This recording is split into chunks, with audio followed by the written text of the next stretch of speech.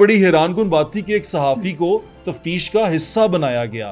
वो तफ्तीश थी नादरा बेगम के कत्ल की। हमला हुआ इनकी गाड़ी पे और दिलचस्प बात थी कि सिर्फ और सिर्फ नादरा जो है उसको गोलियां लगी और वो मौके पे यानी कि फौत हो गई। अच्छा, आपको शक सिर्फ इतना सा था कि बाली वहां पर घिरी हुई है, शौहर ने कहा है कि रेजिस्ट नहीं हुआ, तो शौहर का बयान जो सा है वो डाउटफुल है। इस तरह के फोन आए कि आप इस पंगे में ना पड़े। इसी तरह एक कत्ल सुल्तान राही साहब का भी हुआ। वो क्या माजरा था, उसको इन्वेस्टिगेट किया? सुल्तान राही को कत्ल मैंने किया था। मैं तो असल में लूटना चाहता था, मुझे नहीं पता था कि ये सुल्तान राही है। मैं तो खुद उसका बड़ा फैन था। आपकी इन्वेस्टिगेटिव रिपोर्टिंग क्या कहती है कि ये जो सुल्तान राही साहब का कत्ल था ये ऐसे ही एक ब्लाइंड मर्डर था? बट बरादरान और अड्डे वालों की लड़ाई क्या थी? ये सिर्फ लड़ाइयाँ कोई सिर्फ प्रॉपर्टीज वगैरह की नहीं है, ना पैसों की।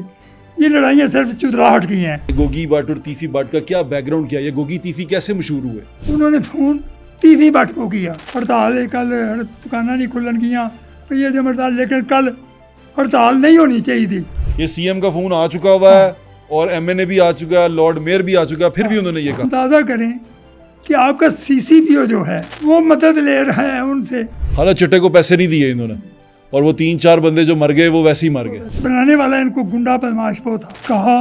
और ये गोगी भट्ट अपने आप को बहुत बड़ा गुंडा समझता है, बड़ा बास समझता है। आए मैं उसकी मां में कर देगा, उसकी भैन में कर देगा, बल्कि प्रेस कॉन्फ्रेंस में माँ बहनों की गालियाँ दी उसने। लेकिन हलफ उन्हें की था तीफी भट्ट ने।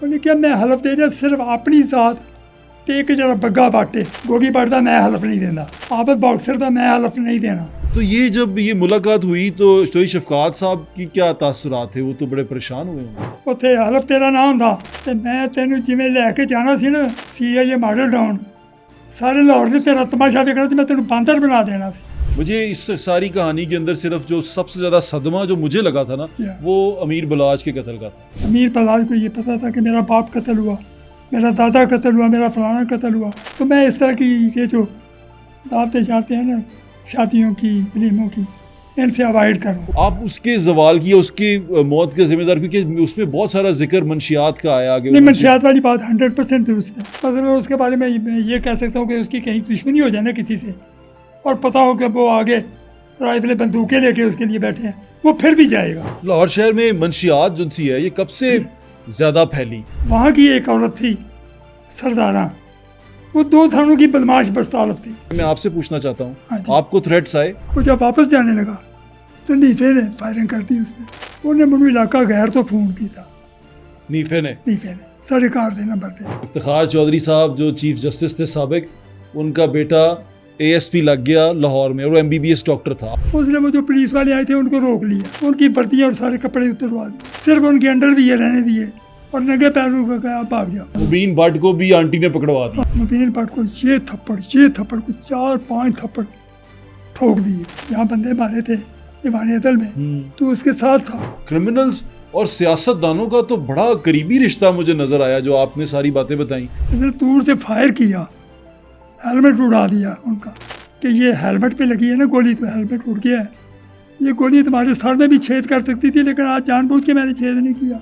इसका मतलब CCD जो कर रही है वो ठीक कर रही है। अगर आपने जराइम को रोकना है, आप पुलिस एनकाउंटर जितने मर्जी कर लें, आर्जी तौर पे जराइम में फर्क पड़ेगा, मुश्किल इलाज नहीं होगा। तो आप बॉक्सर साहब का आपने मुझे बताया कि खुद भी इन पे कोई ऐसे अटैक होने वाला था। SHO ने कहा मेरा वो दोस्त है, मेरे भाइयों जैसे तरह का, तो मैं नौकरी में रहूं या ना रहूं, मैं उसका एनकाउंटर नहीं करूंगा। ये शोबिज इंडस्ट्री जो है ये बहुत ज्यादा इन्वॉल्व रही है अंडरवर्ल्ड के साथ, ये क्या वजह हुई है? कहा तो ये जाता है मुबैना तौर पे कि इन्होंने रेप किया।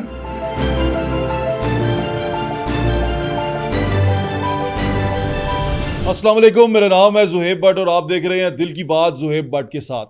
आज जिस शख्सियत को मैंने यहाँ बुलाया है दिल की बात करने के लिए, हमारे बुजुर्ग हैं, एक बुजुर्ग सहाफ़ी हैं और पिछले 35 साल से वो सहाफ़त के पेशे से मुंसलिक हैं। और जब सहाफ़त में स्पेशली क्राइम रिपोर्टिंग में किसी ऑथेंटिक आदमी का नाम लिया जाता है तो मिर्ज़ा नसीर बेग साहब का जिक्र करना बहुत ज़रूरी हो जाता है, क्योंकि मिर्ज़ा नसीर बेग साहब बहुत सारे क्राइम रिपोर्टर्स के उस्ताद भी हैं और लाहौर की स्पेशली क्राइम को समझते भी हैं और बहुत सारी तफ्तीशों का हिस्सा भी रहे हैं। तो उनसे बात करते हैं। अस्सलाम वालेकुम मिर्ज़ा साहब, कैसे हैं आप? बिल्कुल खैरियत, अल्लाह पाक का फजल। मिर्ज़ा साहब का बहुत शुक्रिया कि आप आए और आपने हमें ये एजाज़ बख्शा कि हम आपसे बात। मेरे लिए भी ये एक एजाज़ है कि आवाम के साथ यानी मुखातब होने का मुझे मौका मिला आपके त्वस्त से। बिल्कुल ठीक। मिर्जा साहब, मुझे पता चला, जब मैं थोड़ा वो हुआ ना कि जी। आप एक तफ्तीश का हिस्सा भी रहे हैं। हाँ जी। वो मेरे लिए बड़ी हैरानकुन बात थी कि एक सहाफ़ी को तफ्तीश का हिस्सा बनाया गया। जी हाँ। वो तफ्तीश थी नादरा बेगम के कत्ल की। हाँ जी। हाँ जी। ये क्या माजरा था सारा, आपको सर- हिस्सा क्यों बनाया गया? सर वो बात ये हुई इस तरीके से कि नादरा बेगम जो थी वो तो आपको भी पता होगा, मेरे ख्याल तकरीबन लाहौर के सब लोगों को जिनको थोड़ी सी भी दिलचस्पी है फिल्म से, आर्ट से, वो सब जानते हैं कि नादरा कत्ल हो गई थी। ये जो UCH हॉस्पिटल है इसके पास गाड़ी में वो खुद बैठी हुई थी, उसका शोहर था और उसके बच्चे थे। ये वहाँ लिबर्टी मार्केट से खाना खा के अपने घर वापस जा रहे थे कि रास्ते में हमला हुआ इनकी गाड़ी पे। और दिलचस्प बात थी कि सिर्फ और सिर्फ नादरा जो है उसको गोलियां लगी और वो मौके पे यानी कि फौत हो गई, जबकि बाकी जो गाड़ी में कोई दूसरा बंदा था ना तो उससे कोई रकम मांगी गई ना किसी को फायर लगा, और गाड़ी में मौजूद किसी ने भी, उसके इवन शोहर ने कत्ल कोई मज़ामत भी नहीं की उस मुलज़िम को पकड़ने के लिए। वरना होता है ना कि उस बंदे पे गाड़ी चला देते, उसी वक्त मतलब कुछ शोर मचाते, ऐसा कुछ नहीं हुआ था। अच्छा, जब वो मर्डर वगैरह हो गई तो पुलिस आ गई। उस वक्त ये लिबर्टी मार्केट में ही बैठते थे DSP जो गुलबर्ग सर्कल थे, वो ताहिर आलम थे उस वक्त, वो और SHO थे। वो वहाँ पे आ गए, उन्होंने आके मसलन लाश को कब्जे में लिया, पोस्टमार्टम के लिए भेज दिया। उसके शोहर से पूछा, उन्होंने बताया कि जी एक बंदा आया था मोटरसाइकिल पे, उसने आते ही कोई बात नहीं की, ये नहीं कहा कि जेवर दे दो, पैसे दे दो, कुछ नहीं कहा। आते ही उसने फायर मारा है नादरा बीवी को और उसके बाद वो फरार हो गया है। अच्छा, ये बात पे वैसे तो पुलिस को भी इस तरह मशकूक सी लगी, लेकिन उस वक्त तो उन्होंने बस इतना ही किया कि केस रजिस्टर कर लिया 302 का, लाश उसकी पोस्टमार्टम के लिए भेज दी और पुलिस वापस चली गई थाने में। और जो इजाज़ उनका शोर था नादरा का, वो वापस अपने घर चला गया। पुलिस ने उसको मतलब हिरासत में नहीं लिया किसी शक वगैरह की बुनियाद पे। अगले दिन हाजी हबीब रहमान साहब जो हैं, उन्होंने SP CIA के ऑफिस में एक प्रेस कॉन्फ्रेंस की। वो प्रेस कॉन्फ्रेंस क्यों की? वो इस वजह से कि जब ये सारे लोग वहाँ से पुलिस वाले चले गए थे ना, एक मैं था और एक उस वक्त नेशन अखबार का क्राइम रिपोर्टर था अवैस इब्राहिम, जो आजकल कनाडा में होता है। हमने मसलन इर्द गिर्द सर्च किया, हमारे जहन में ये बात थी कि एक डाकू अगर वारदात करेगा तो कुछ ना कुछ चीज़ तो छीन के लेके जाएगा। अच्छा, दिलचस्प बात यह है कि हम ढूंढ रहे थे, देख रहे थे कि हमें नादरा की एक बाली मिल गई गिरी हुई। अच्छा। और जब बाली मिल गई, हमारे जहन में ये बात थी कि शोर तो कहता है कि उन्होंने उसकी कोई चीज़ छीनी ही नहीं, तो फिर ये बाली वहाँ कैसे पहुँच गई? इस बात से उसके शोर की जो पोजीशन थी वो काफ़ी हमें मशकूक लगी। और ये आप सब कुछ बहैसियत सहाफ़ी कर रहे हाजी थे? कर रहे थे, हालांकि कोई हमारी ड्यूटी नहीं थी। बिल्कुल ठीक है। तो हाजी हबीब रहमान साहब को जब ये बताया तो उन्होंने कहा कि आपने तो एक लिहाज से 50% केस ही हल कर दिया है, तो मैं ये टीम बना रहा हूँ, इन्वेस्टिगेशन टीम, और उसमें मैं आप दोनों रिपोर्टर्स को भी टीम का मेंबर बना रहा हूँ। आपने ये पुलिस के साथ मिल के इन्वेस्टिगेशन करनी है। ठीक है। हमने कहा जी ठीक है। उन्होंने खैर वो नोटिफिकेशन अपना जो था वो कर दिया। अब दिलचस्प बात ये थी कि अभी तफ्तीश शुरू नहीं हुई थी। असल में जो तफ्तीश कर रहे थे वो DSP चौधरी मसूद अजीज़ थे, DSP CIA कैंट। ठीक है। हमें मुख्तलिफ ज़राए से ये धमकियाँ तो नहीं, एक जैसे एक नसीहत कोई करता है या समझाता है कि आप इस पंगे में ना पड़ें, इस तरह के फ़ोन आए कि आप इस पंगे में ना पड़ें। अच्छा, फ़ोन आए आपको? हाँ, फ़ोन आए कि आप किसने किया है, पता चला कुछ? ये नहीं बताता था वो बंदा। पूछा हमने कि आप हैं कौन, आप हमें मिल लें या कोई थोड़ा बहुत अपनी कोई शनाख्त तो बताएं, लेकिन वो कुछ बताने को तैयार नहीं था। अपनी बात करके उसने फ़ोन काट दिया। कितनी दफ़ा आया फ़ोन आपको? फ़ोन कोई 1-2 मरतबा ही बस आए हैं। ठीक है। वो शायद इस वजह से फिर उसने फ़ोन नहीं किया, क्योंकि उसने देखा कि मेरी बात का इन पर असर नहीं हो रहा। ये तो मुसलसल जब भी वहाँ कोई बात होती है ये तो मौजूद होते हैं, तो इसका मतलब मेरी बात का तो ये असर ले ही नहीं रहे, तो फिर बात करने का फ़ायदा क्या। अब तफ्तीश होती रही। सीधी बात है कि हमें उस वक़्त जो हालात थे उनके मुताबिक उनके जो शोर थे नादरा बीबी के, उनकी थोड़ी सी जो एक्टिविटी सी वो मशकूक सी लगी। लेकिन चौधरी मसूद अजीज़ साहब हमें ज़िद कर रहे थे कि नहीं, उसके शोर का कोई तलवासा नहीं बनता, वो बेगुनाह है। मतलब वो पूरी तरह अमली तौर पर समझ लें कि सफाई दे रहे थे कि वो बेगुनाह है। हमने ये बात जाके हाजी हबीब रहमान साहब को बताई, वो SSP लाहौर थे, कि चौधरी मसूद अजीज़ साहब अमली तौर पे हमारी बात नहीं सुनते, वो सिर्फ अपनी बात सुना के हमें मजबूर करते कि हम भी उनकी बात को सेकंड करें। उन्होंने SP उस वक़्त सिक्योरिटी जो थे ना लाहौर के, वो कैप्टन आरिफ नवाज साहब होते थे, जो फॉर्मर IG भी रहे हैं। हाँ जी, बाद में IG वो पंजाब भी रहे, IG रेलवे भी रहे। तो उन्होंने उनको कहा कि आप ये केस फाइल मंगवा के देखें और मसूद अजीज़ से बात सुने और इनकी भी बात सुने। उन्होंने हमारी बात भी सुनी, मसूद अजीज़ की भी बात सुनी, लेकिन इसके बावजूद उन्होंने ये किया कि हमारी जो बातें थी उनको मसलन वेरीफाई किया कि ये सही कहते हैं, मसूद अजीज़ गलत कहता है। अच्छा।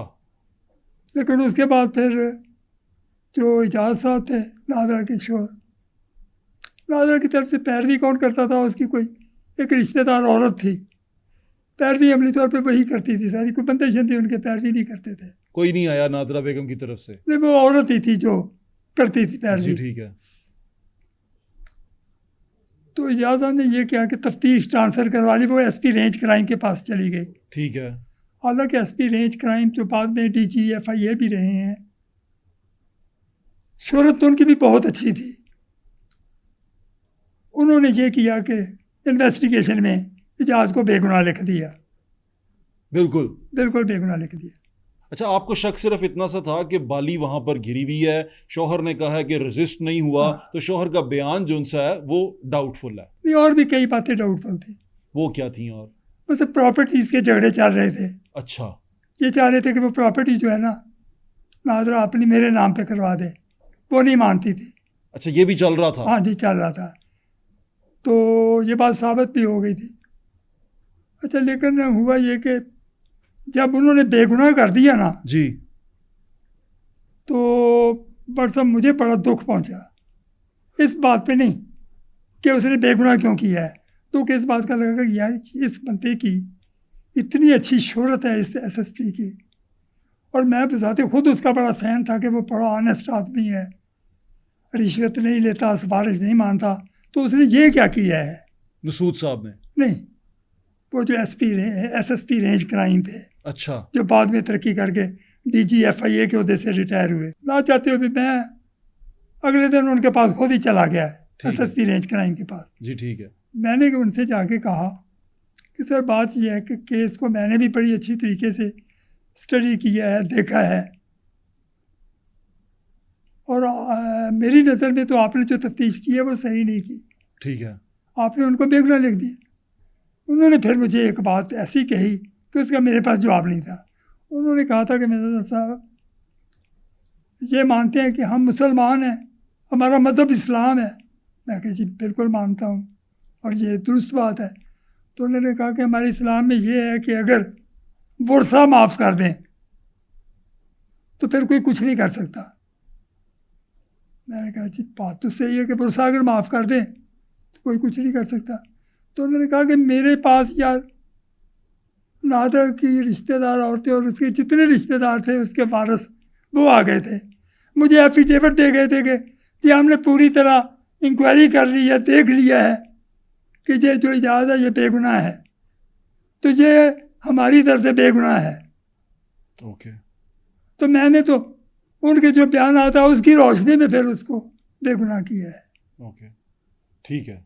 तो वो केस फिर वहाँ ख़त्म हो गया। अच्छा, अब जब इसी तरह एक कत्ल सुल्तान राही साहब का भी हुआ था, हाँ जी, वो क्या माजरा था, उसको इन्वेस्टिगेट किया आपने? वो सर, वो भी एक मुअम्मा रह हाँ, गया। वो मायमा ये था कि आपको भी पता है कि उसमें वो था तो ब्लाइंड मर्डर, किसी ने मतलब वो देखा तो नहीं था, क्योंकि उस वक्त ड्राइवर जो था वो तो गया हुआ था किसी मैकेनिक को बुलाने के लिए। राई साहब अकेले खड़े थे गाड़ी के पास। इन्होंने फिर ये किया था कि एक बंदा है बाद में, उसका नाम था साजिद उर्फ साजू काना, साजिद उर्फ साजू काना। उसके बारे में कह दिया कि जी वो एक दो जगह पे उसने कन्फेशन की है कि सुल्तान राय को कत्ल मैंने किया था। मैं तो असल में लूटना चाहता था, मुझे नहीं पता था कि ये सुल्तान राय है। मैं तो खुद उसका बड़ा फ़ैन था। मुझे तो अगले रोज़ अखबारात से पता चला था कि वो सुल्तान राय है जिसको मैंने कार्बाइन का फायर करके मार दिया है। अब ये सारी पुलिस हो सके तो साजू तरफ साजू के पीछे लग गई।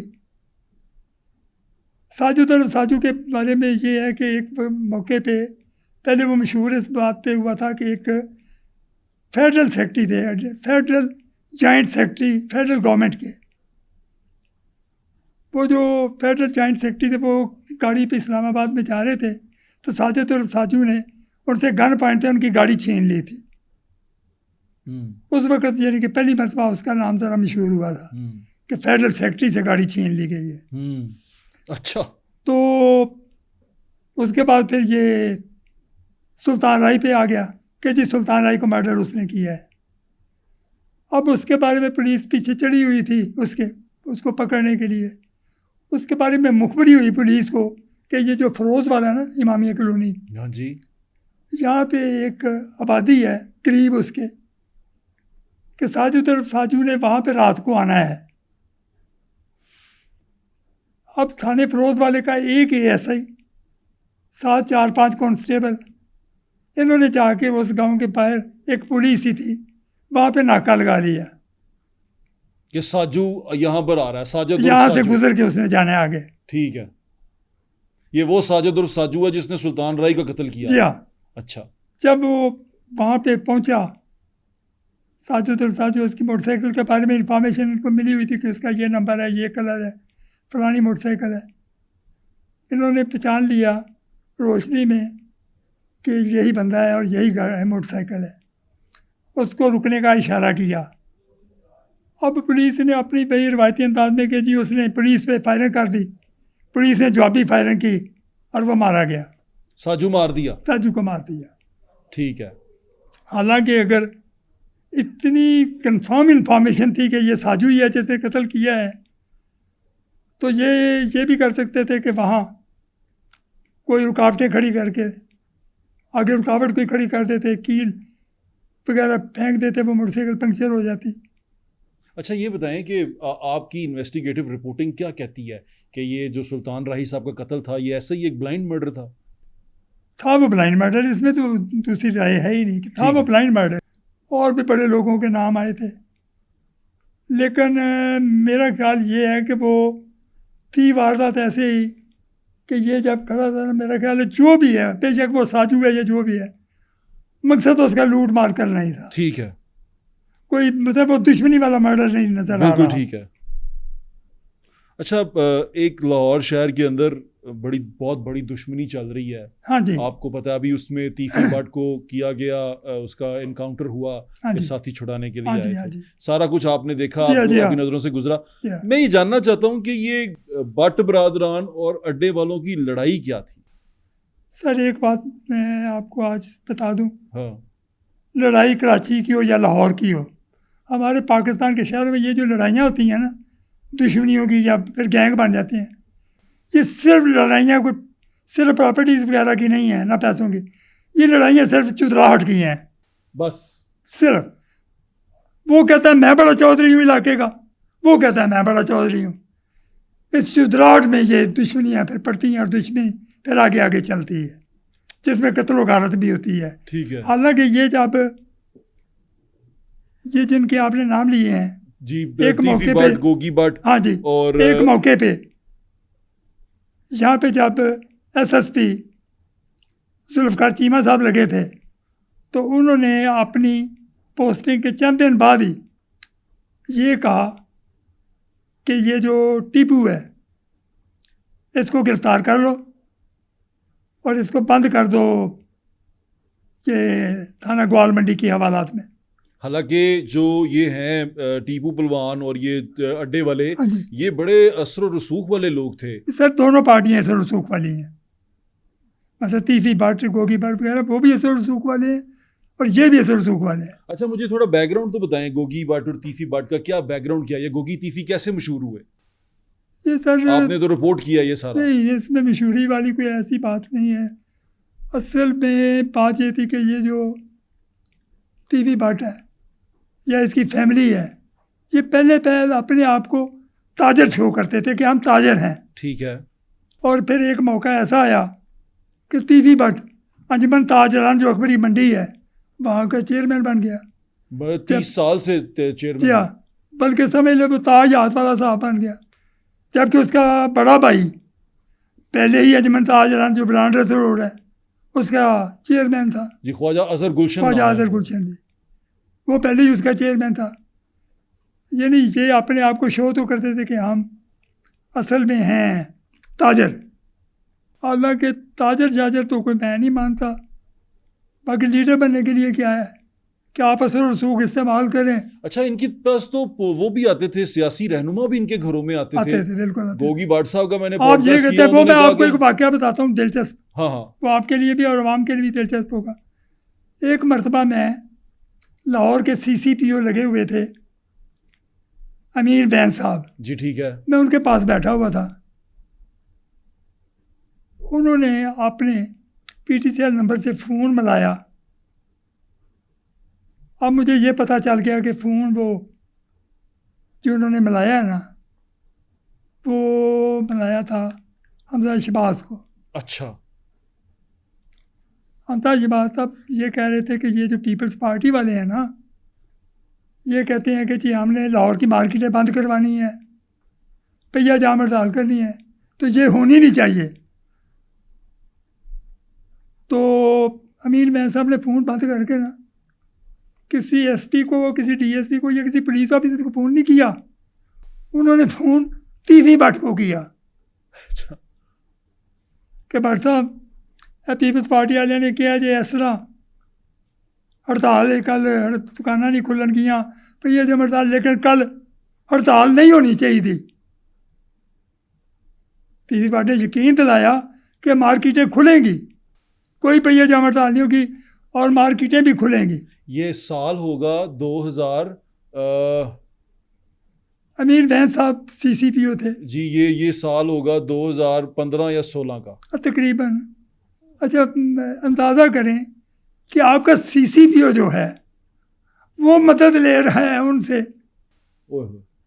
तो बाकी एक पब्लिक के बंदे किया उनके साथ फटा हो जाए, उस बेचारी की क्या पोजीशन है।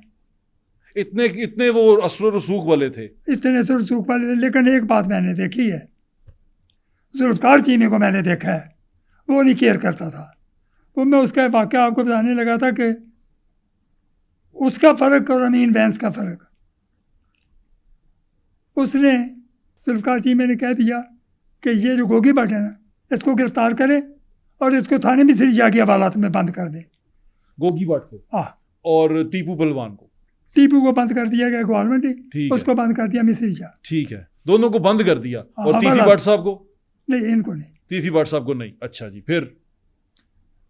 तीफी भट्ट साहब को शायद इस वजह से नहीं कि आप, दिलचस्प बात यह है कि आप रिकॉर्ड कभी जाके देखें ना पुलिस के पास तीफी भट्ट का तकरीबन रिकॉर्ड जो है ना क्राइम का, वो ना होने के बराबर है। ना होने के बराबर है। हाँ। तो इतना नाम कैसे बन गया बेग साहब?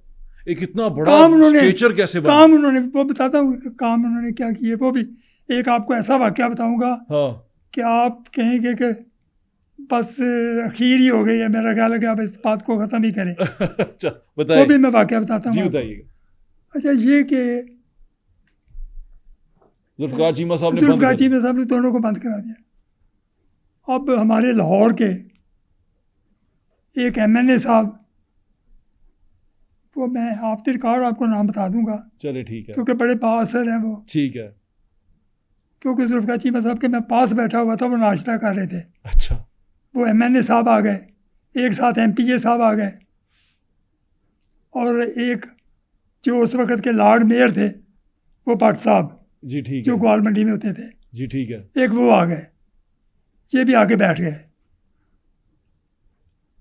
चीमा साहब ने MNA साहब के साथ उनकी शनासाई थी, पूछा कि हाल चाल है, ठीक ठाक हो, सुबह सुबह किधर आज छापा मारिया जे। उन्होंने कहा जी छापा की मारना वो जरा गोगी बाटे हाँ ਉਹਨੂੰ ਤੁਸੀਂ ਬੰਦ ਕਰਵਾਇਆ ਉੱਥੇ ਮਿਸਰੀ ਸ਼ਾਹ, ਉਹ ਤਾਂ ਵਿਚਾਰਾ ਤਾਜਰ ਹੈ, ਉਹਦਾ ਤਾਂ ਕੋਈ ਤਲਕ ਹੀ ਨਹੀਂ ਨਾ ਕਿਸੇ ਕਸਾ ਗਰੁੱਪ ਨਾਲ ਨਾ ਕਿਸੇ ਕ੍ਰਾਈਮ ਨਾਲ, ਉਹ ਤਾਂ ਵਿਚਾਰਾ ਹੈਗਾ ਇੱਕ ਤਾਜਰ, ਉਹਦਾ ਕੋਈ ਤਲਕ ਹੀ ਨਹੀਂ ਕਿਸੇ ਕ੍ਰਾਈਮ ਨਾਲ, ਤਾਂ ਤੁਸੀਂ ਉਹਨੂੰ ਹਵਾਲਾਤ 'ਚ ਬੰਦ ਕਰਵਾ ਦਿੱਤਾ ਬਗੈਰ ਕਿਸੇ ਜੁਰਮ ਤੋਂ। ਅਤੇ ਬਾਕੀ ਗੱਲ ਹੈ ਅਸੀਂ ਉਹਦੇ ਨਾਲ ਗਏ ਹਾਂ ਮੁਲਾਕਾਤ ਕਰਨ ਵਾਸਤੇ ਕੱਲ੍ਹ, ਅਤੇ ਉੱਥੇ ਜਿਹੜਾ SHO ਹੈ ਨਾ,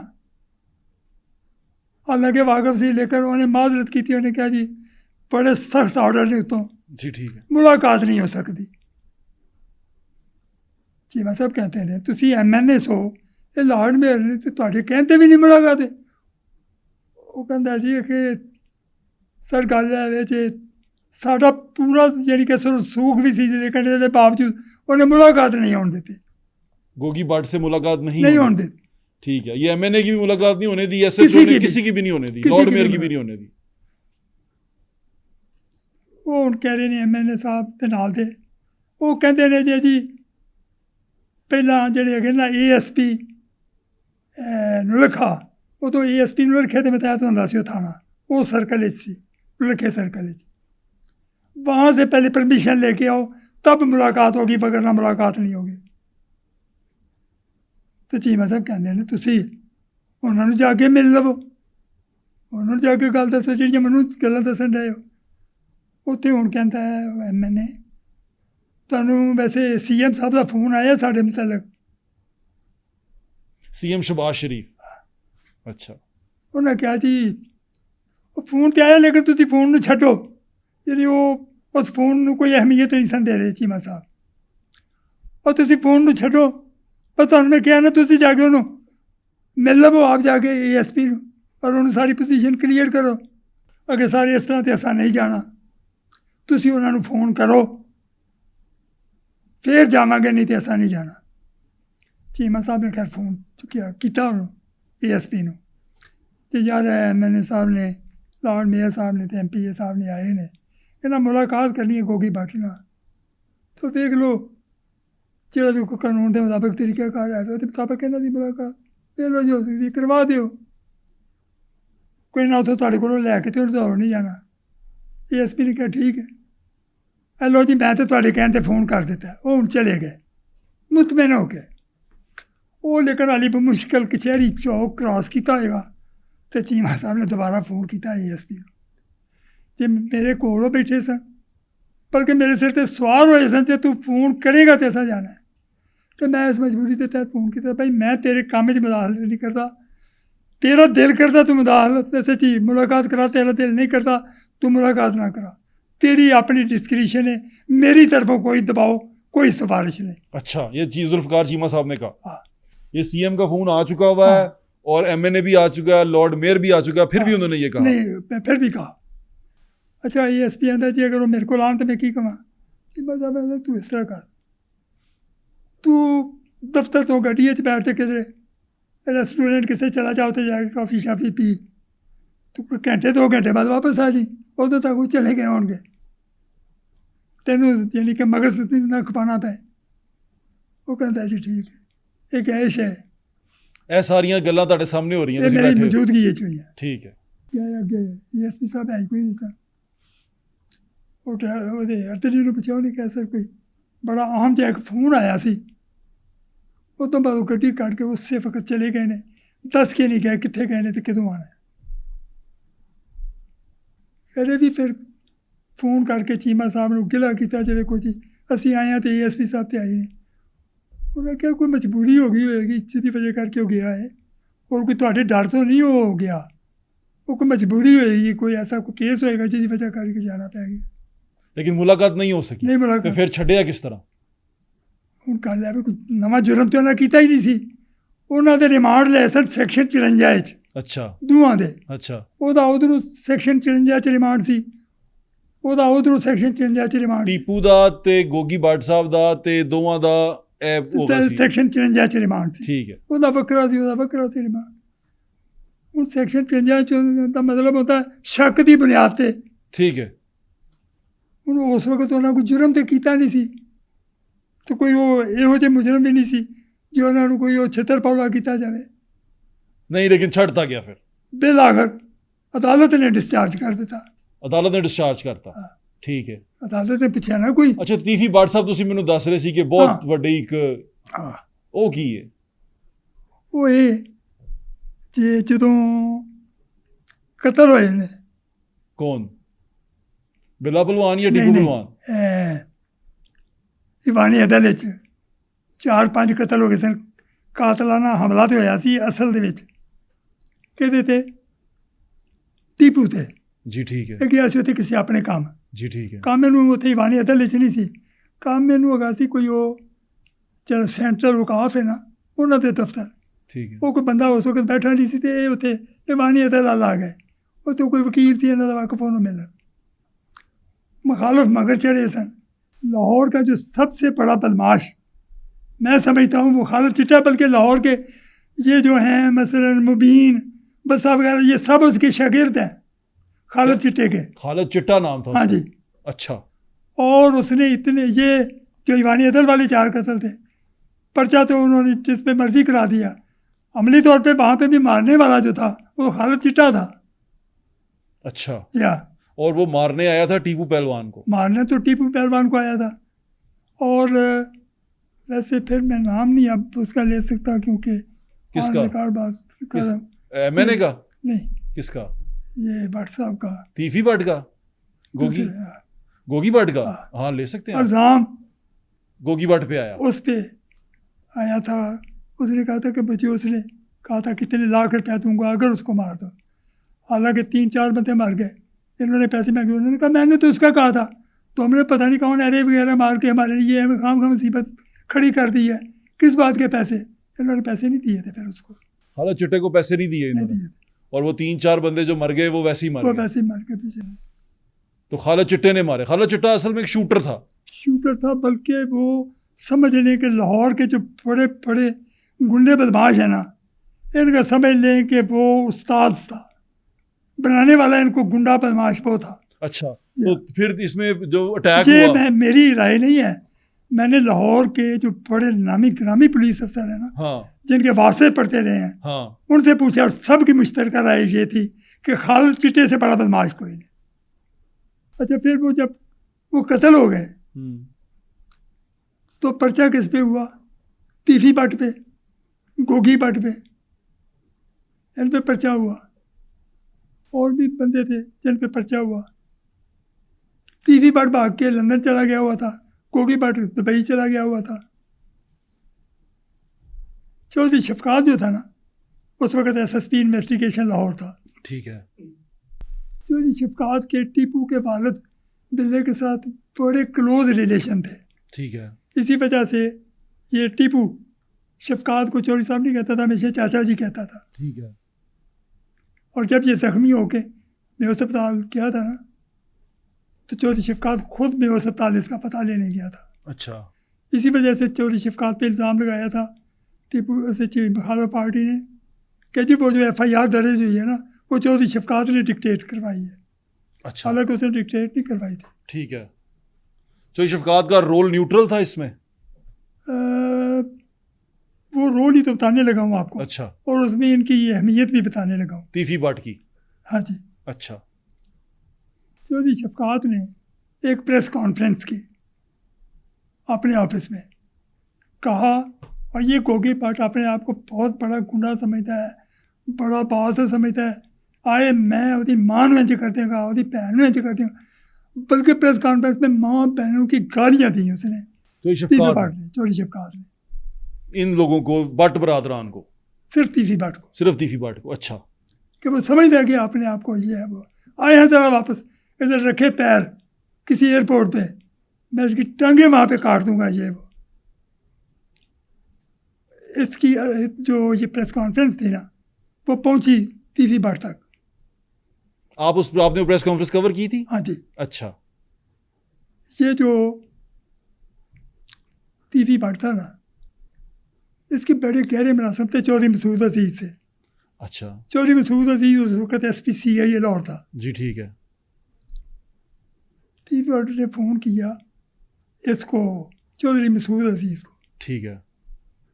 उसने कहा चौधरी साहब, ये जो चौधरी शफकात है, माशाल्लाह उन्होंने सुनते नबी भी रखी है दाढ़ी, तो ये भी दावा करते हैं कि मैं रिश्वत भी नहीं लेता, तो बड़ा न्यूट्रल होके तो बड़ा मैरिट पे चलना, तो सिर्फ उन्होंने एक गल पुछ लवो, उन्होंने ये गल कहो मेरे वालों जो टीवी भट्ट कहता है जो साडा वो जो कतल ने उन्होंने कोई तलक वास्ता नहीं, लेकिन ये बावजूद मैं ये करना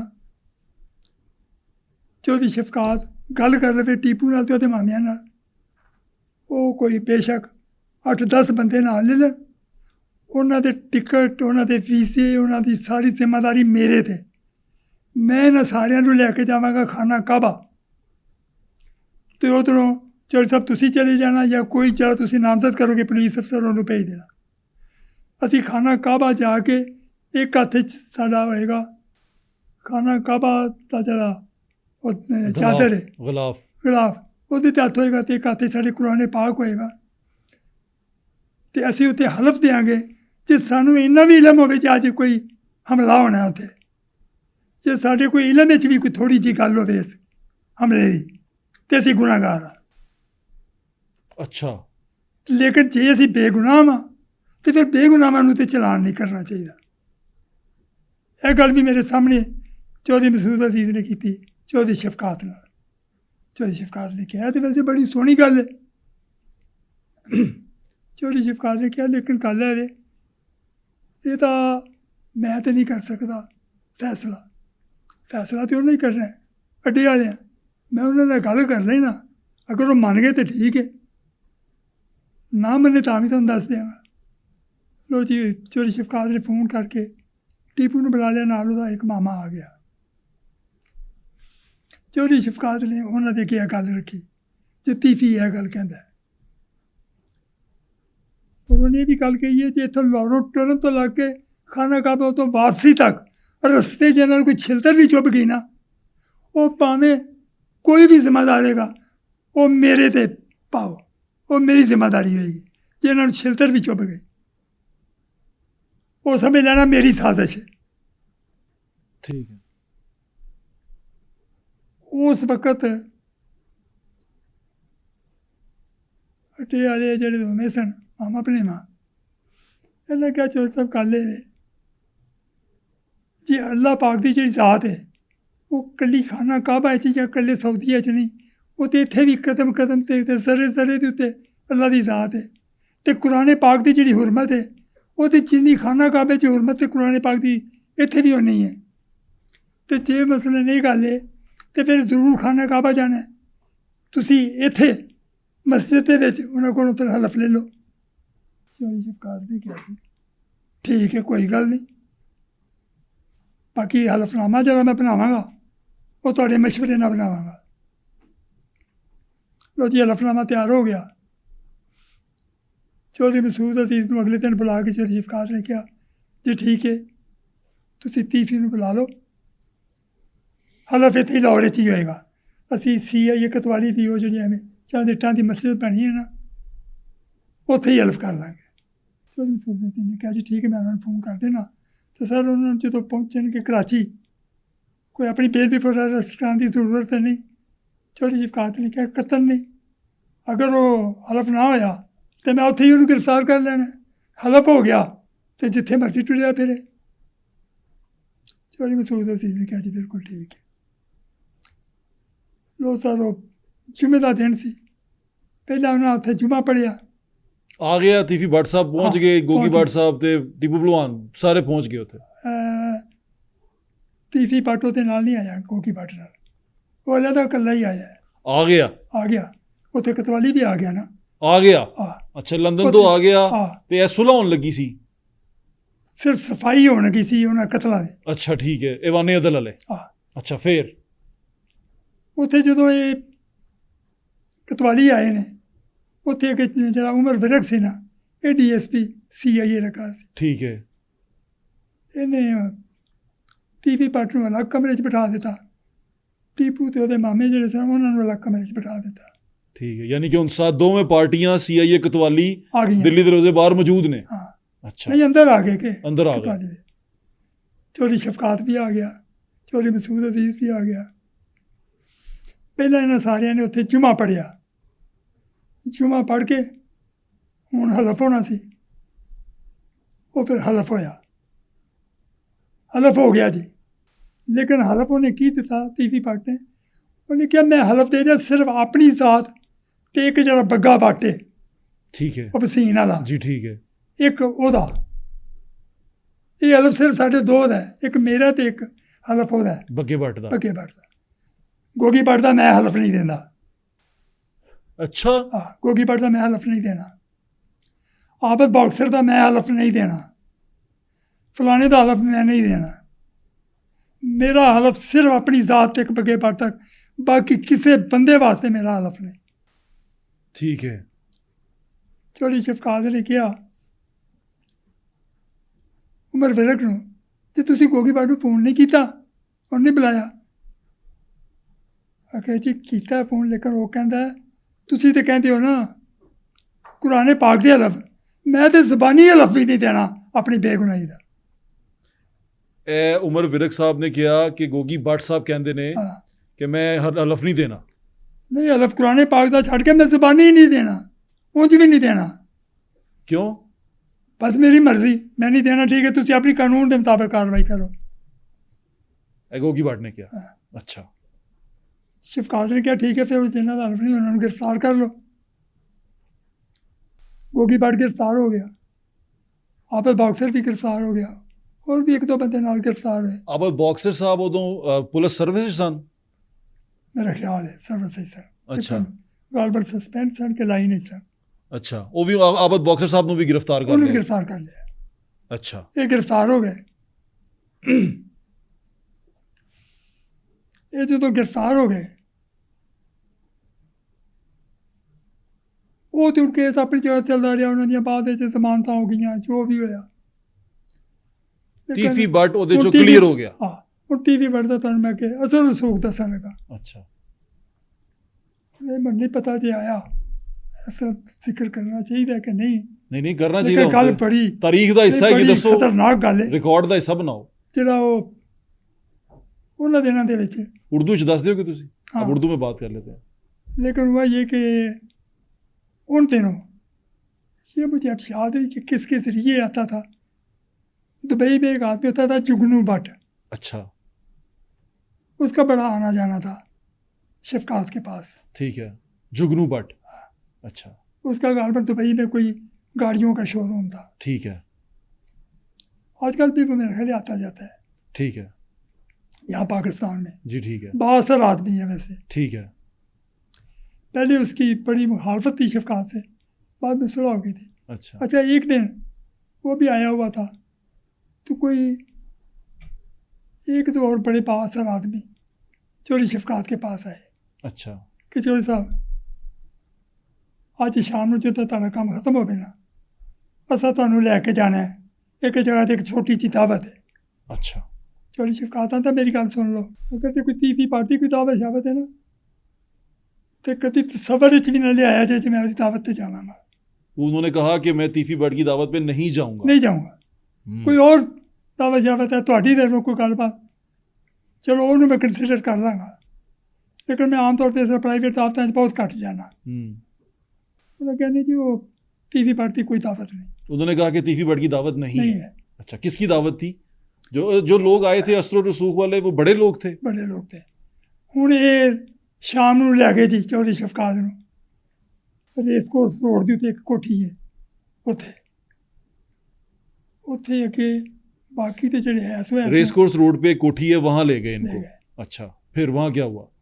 वहाँ पे DG रेंजर्स वो मेजर जनरल हुसैन मेहदी का नाम था, अच्छा वो बैठे हुए थे आगे कमरे में।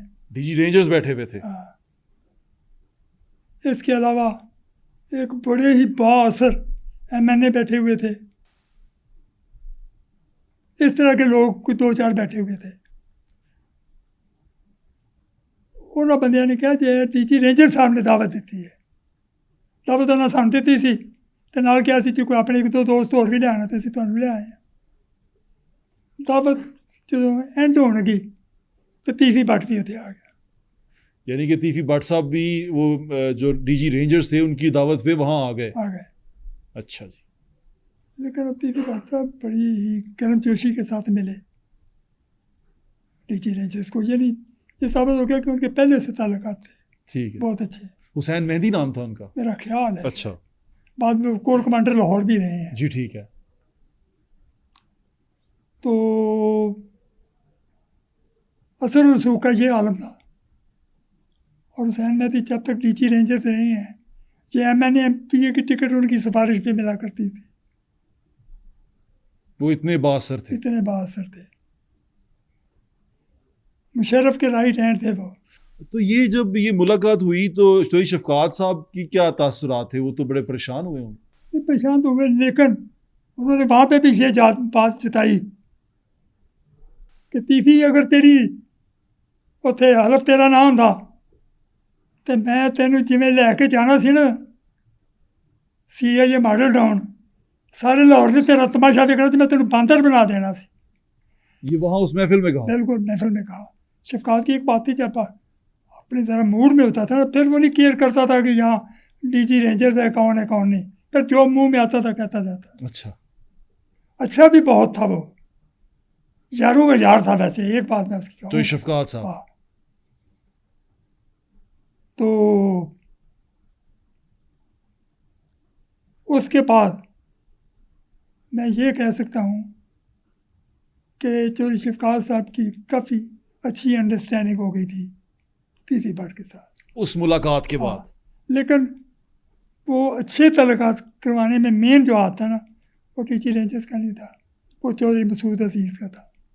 ठीक है। अच्छा, ये इन्होंने कभी सुलह करवाने की कोशिश नहीं की इस पार्टी? मैं यही तो कहता हूँ कि कितनी बदकिस्म थी इस मुल्क की, इस शहर की, इन फैमिलीज़ की, कि जुल्फ़िकार चीमा साहब ने दोनों को बंद तो करवा दिया। अगर वो ये करते कि दोनों को बुला के इनकी सुलह करवा देते, बीच में और बड़े बंदे डाल के।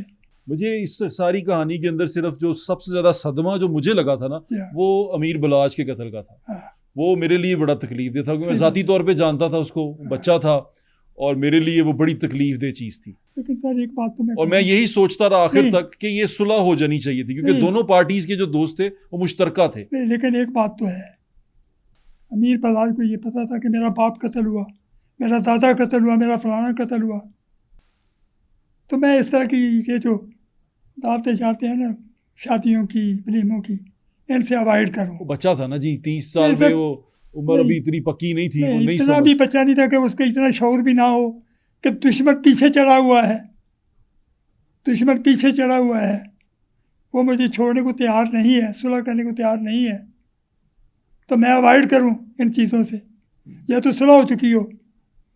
सुलह की तरफ कभी बातचीत नहीं गई इनकी आपके दौर में? सुलह की बातचीत तो इनकी होती थी, लेकिन कोई सही मंजिल तक पहुंचती ही नहीं थी, ख़त्म हो जाती थी, नहीं पहुंचती। आपको क्या लगता है, आपने जो सारा रिपोर्ट किया है, इनकी सिर्फ चुदराहट का मसला था और कुछ मसला नहीं? सिर्फ चुदराहट का है, और कुछ नहीं था? और कुछ नहीं, सिर्फ चुदराहट का। बिल्कुल ठीक है। वो कहते हैं बड़ी चौधरी, वो कहते हैं बड़ी चौधरी।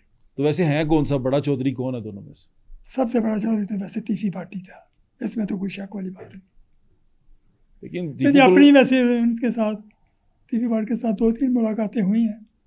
लेकिन टीपू पहलवान का तो वैसे असर और सूख तो काफ़ी था, मुस्लिम लीग नून में भी और दूसरी जमातों में भी। दोनों में मुस्लिम लीग नून के साथ थे, ऐसे ही है ना? अमीर बलाज PTI में गया बीच में, लेकिन वो भी बाद में मुस्लिम लीग नून में आ गया था आखिरी वक्त में, क्योंकि मुझे याद है कि हमजा साहब से उसकी मुलाकात भी हुई थी। तो क्या सियासी जमातों का आपको नहीं लगा कि क्या रोल रहा है इसके अंदर? सबसे ज़्यादा जो सियासी जमातों के होते हैं ना, बड़े लोग, और यार उन्होंने दुश्मनी सानू की ज़रूरत है, उनकी दुश्मनी में खाम खा ऊँटा की खखर जैसी आते थे, ये वो नहीं आते, हमें क्या ज़रूरत पड़ी है, वो नहीं आते। अच्छा, एक और कैरेक्टर था लाहौर शहर का बहुत बड़ा, बल्कि मैं तो उसे कहता हूँ, मैं तो उसका फ़ैन भी हूँ, मैं जारे पहलवान की बात कर रहा हूँ। मैंने अपनी होश में नहीं देखा उसको, मैंने देखा हुआ है। आपने तो अपनी होश में देखा, आप उसके जवाल की, उसकी मौत के जिम्मेदार, क्योंकि उसमें बहुत सारा जिक्र मंशियात का आया आगे। नहीं, मंशियात वाली बात 100% दुरुस्त है। जारा पहलवान दलेर था, बहुत दलेर। बस मैं उसके बारे में ये कह सकता हूँ कि उसकी कहीं दुश्मनी हो जाए ना किसी से, और पता हो कि वो आगे राइफलें बंदूकें लेके उसके लिए बैठे हैं, वो फिर भी जाएगा। ये डर और खौफ उसके ज़हन या दिलो दिमाग में डर और खौफ था ही नहीं, जारे के। बेखौफ आदमी था। वैसे उसकी इतनी जल्दी मौत की वजह क्या समझते हैं? मेरे ख्याल के मुताबिक ये नशा ही है, मेरी नज़र में। मुझे तो लगता है किसी ने दुश्मनी की उसके साथ, वो भी 30 साल में। नहीं, वो तो सीधी बात है कि जो उसको पहली मरतबा ऐसी जगहों पे लेके गया होगा, वो उसका वेल विशर तो नहीं होगा, वो उसका दुश्मन ही होगा। लेकिन मैं हूँ या आप हैं, हमें कोई दाता साहब मस्जिद में ले जाने की बजाय हीरा मंडी ले जाए और ले जाए तमाशबीनी के लिए, ऊपर से बेशक हम भी बड़े खुश हों, लेकिन अंदर खाते अगर पूरा एनालिसिस किया जाए तो यही होगा कि वो हमारा दुश्मन है, जो हमें तबाह करने के लिए जिसने ये स्टेप रख दिए हैं, यानी कि उस लाइन पे लगा दिया कि जैसे अब हमारा वापस मुड़ना मुश्किल है। लाहौर शहर में मंशियात जो सी है, ये कब से ज़्यादा फैली? क्योंकि ये भी क्राइम का हिस्सा ही है। ये तो सर मेरी होश से पहले की है मंशियात। ये तो मेरे ख्याल के मुताबिक पार्टीशन से भी पहले की, लेकिन पहले इतनी ज़्यादा नहीं थी, क्योंकि उसकी वजह ये थी कि सादगी बहुत थी। अब ये जो कहते हैं ना तकब्बुर, मसनूइयत, शोबाजी, ये बहुत ज़्यादा आ गई है इस वजह से। और सबसे ज़्यादा जो मंशियात का इस्तेमाल है ना, ये ज़्यादातर ये जो अयाश लोग हैं ना, ये अपने टाइम बनाने के लिए इस्तेमाल करते हैं। शुरू यहाँ से होती है, उसके बाद फिर एक मरतबा ये लत लग जाए फिर नहीं छोड़ती। कोई लाहौर का बड़ा मंशियात फरोश पकड़ा गया हो? वो एक मरतबा मैं भी खाम मुसीबत ही डाल बैठा, मैं खबरें अखबार में था। अच्छा। जिया शाह साहब ने मुझे कहा कि आपने 2-3 मरतबा स्टोरी दी है टॉप 10 क्रिमिनल्स पर। अच्छा। तो ये औरतें भी तो टॉप 10 क्रिमिनल्स हैं, इन पे भी कोई स्टोरी दें। और मैंने बड़ी इसकी शोहरत सुनी हुई थी बदनामी में। वो बदनाम औरत जो थी बानो सूतर मंडी वाली। अच्छा। मैंने उसका भी कर दिया, वो फ़ोटो भी उसकी साथ लग गई। और भी औरतें जो थी, एक परवीन थी औरत इधर की शाली मार के इलाके की, वो भी मंशियात फरोशे थी। औरतें जो क्रिमिनल ज़्यादातर होती हैं, ये ज़्यादातर ये या जेतराशी या मंशियात में होती हैं, या जो है ना बड़े क्राइम, वो जो गांव मैंने आपको बताया ना, वो भी जिक्र करते हैं जी, वही वाला। वहाँ की एक औरत थी सरदारा, वो 2 थानों की बदमाश बस्तालफ थी। थाना नारक मंडी की भी बदमाश बस्तालफ, और ये जो है थाना रेलवे लाहौर, इसकी भी बदमाश बस्तालफ। उसने एक मरतबा पाठ बस्ता अलफ बदमाश बना, जो सबसे बड़ा बदमाश बन जाता है ना, उसे बस्ता अलफ कहते हैं। उसको कानून में बदमाश बस्तालफ कहते हैं। अच्छा। वो औरत 2 थानों की बदमाश बस्तालफ थी। अच्छा। मैंने उस पर एक मरतबा एक आर्टिकल लिखा उसमें फ्राइडे टाइम्स में। वो किसी तरीके से उसके बेटों ने को पता चला, उसका एक मेरा बेटा वैसे है तो मेरा बड़ा अच्छा था लगता, लेकिन उसने आके मुझसे बड़ा गिला किया कि आपने हमारी माँ की अच्छी नेकनामी की है। उसके मतलब आपने एक मज़मून लिखा है कि अंग्रेज़ी अखबार में ये वो। मैं क्या तुम्हें पता ही नहीं है तेरी माँ की कितनी शोहरत हुई है इस बात पे? ये है वो। नहीं कहता नहीं, शोहरत तो चलो जो हुई सो हुई, लेकिन बदनामी भी बड़ी हुई है। तो ये मंशियात फरोशों वाला जब आपने खबरें में लिखा, अच्छा जब लिखा ना, खबर छप गई। अच्छा। अगले दिन शाम के टाइम पे मैं रिपोर्टिंग रूम से कुदरती बाहर जाने लगा तो आगे मैंने देखा कि ये बानो और उसकी एक लड़की उसकी बिल्कुल ऐसी थी, समझ लें जैसे कोई कनेड कॉलेज की स्टूडेंट होती है। ठीक है। बड़ी मॉडर्न सी लड़की थी वो। माँ बेटी आगे से आ रही थी, सीढ़ियाँ चढ़ के ऊपर आ रही थी। मैंने देख लिया। अब सीधी बात है, हो सकता है वो किसी और काम के लिए आनी होती, लेकिन मुझे तो अपनी फ़िक्र थी। मैंने कहा ये वो जो खबर छपी है ना, ये उसके लिए आई है। अच्छा। अब वो मुझे तो जानती नहीं थी। सीढ़ियों में मैं उतर रहा था, मुझे कहती है वीर ज़रा ठहरना। मैं कहा जी क्या बात है, यहाँ कोई मेरे साथ शहीद गए। मैं कहा जी है तो सही, लेकिन वो आज छुट्टी पे है।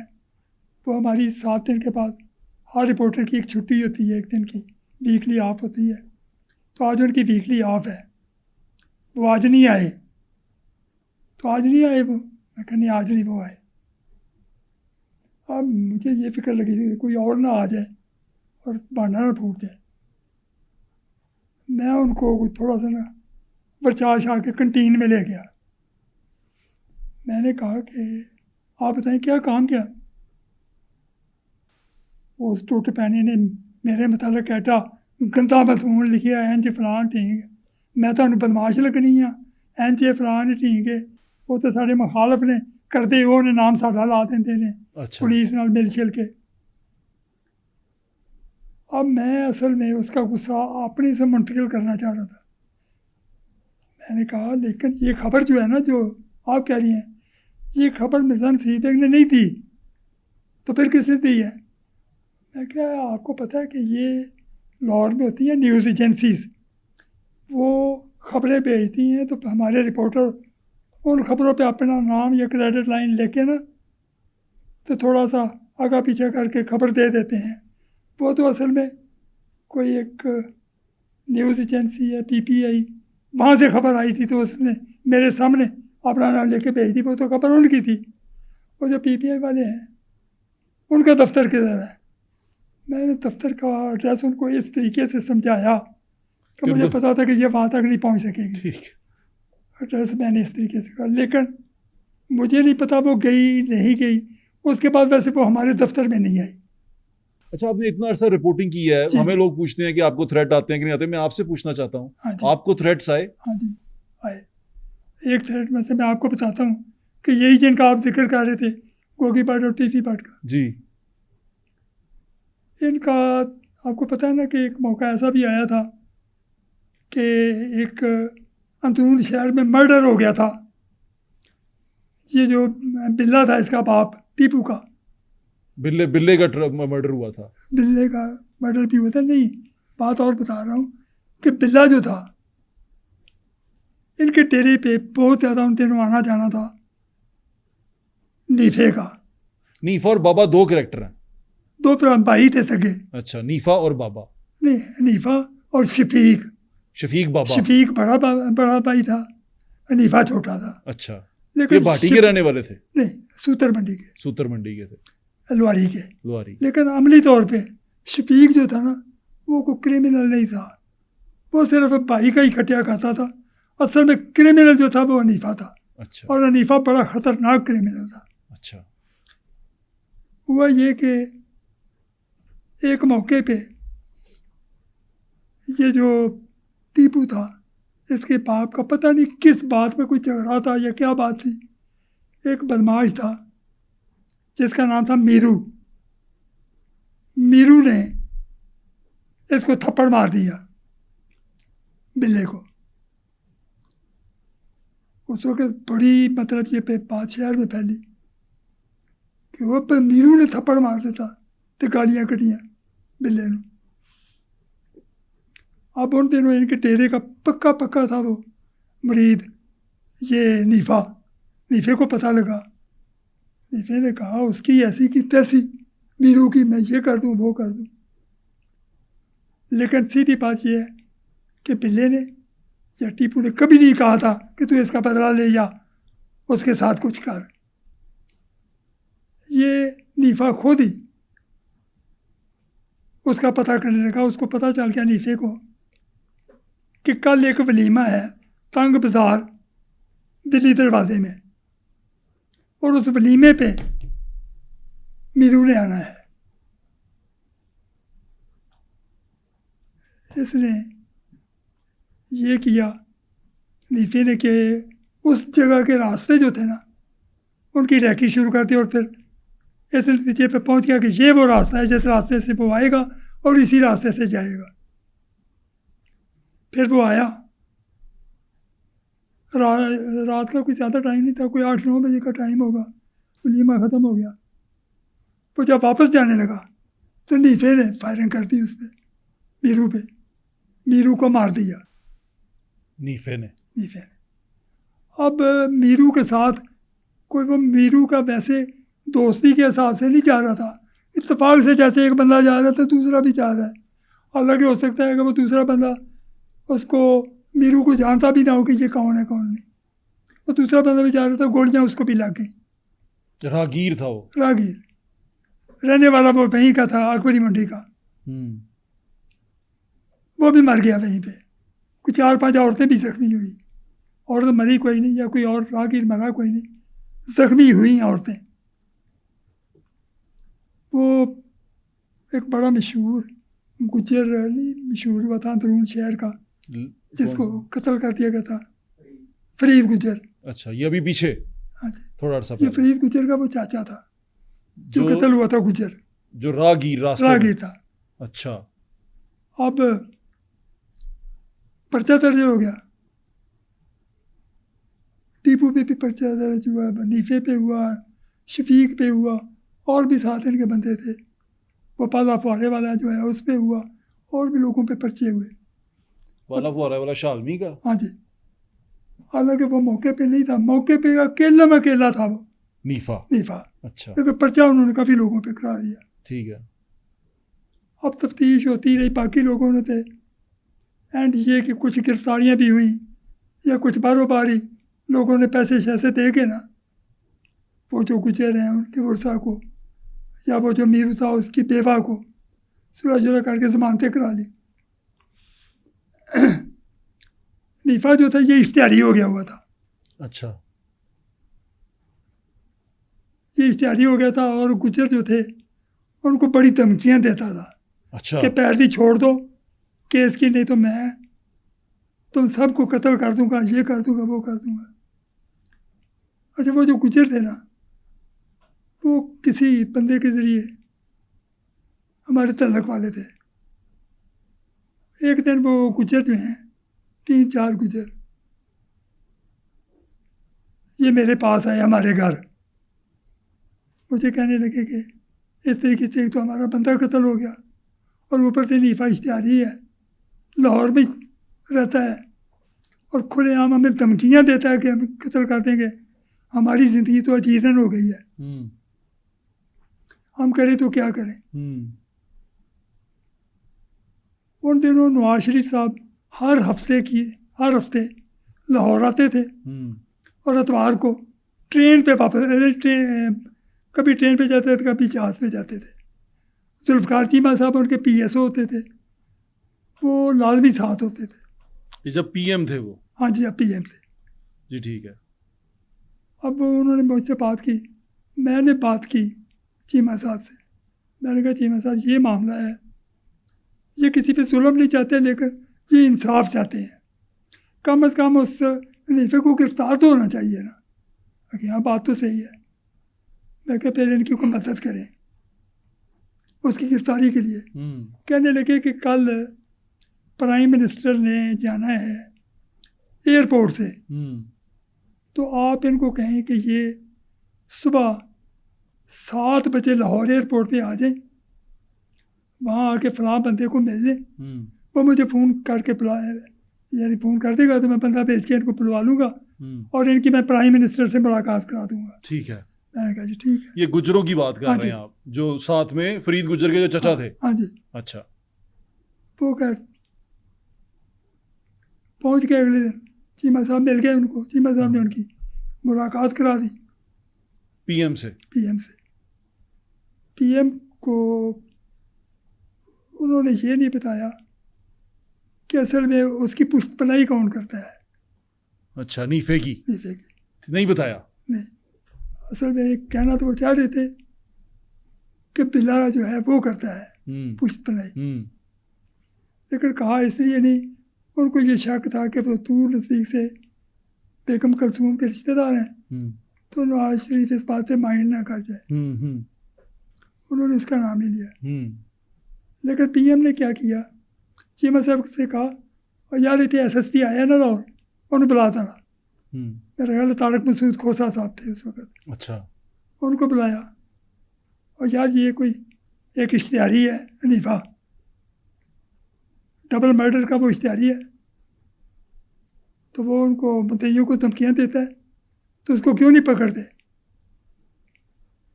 उनको जो मुद्दई हैं उनको मिलो और देखो कि कौन उनकी पुष्टपनाही करता है। इस बात की कोई केयर नहीं है कि वो कौन है कौन नहीं, कार्रवाई करो उसके खिलाफ। खोसा साहब ने कहा जी ठीक है। खोसा साहब ने गुजरों को कहा कि आप मेरे दफ्तर आ जाए शाम के टाइम। ये चले गए। उसने पूछा ना, उसको फिर बता दिया कि जी वो बिल्ला असल में उसकी पुष्टपनाही करता है। इसलिए तारक मसूद खोसे ने DSP पुरानी अनारकली उन दिनों लगे हुए थे मियाँ गुलाम अहमद कलियार, उनकी ड्यूटी लगाई कि ये जो बिल्ला है ना इसको गिरफ्तार कर लो और इश्तिहारी को पनाह देने के इल्ज़ाम में पर्चा दर्ज कर लो उसके खिलाफ। अच्छा।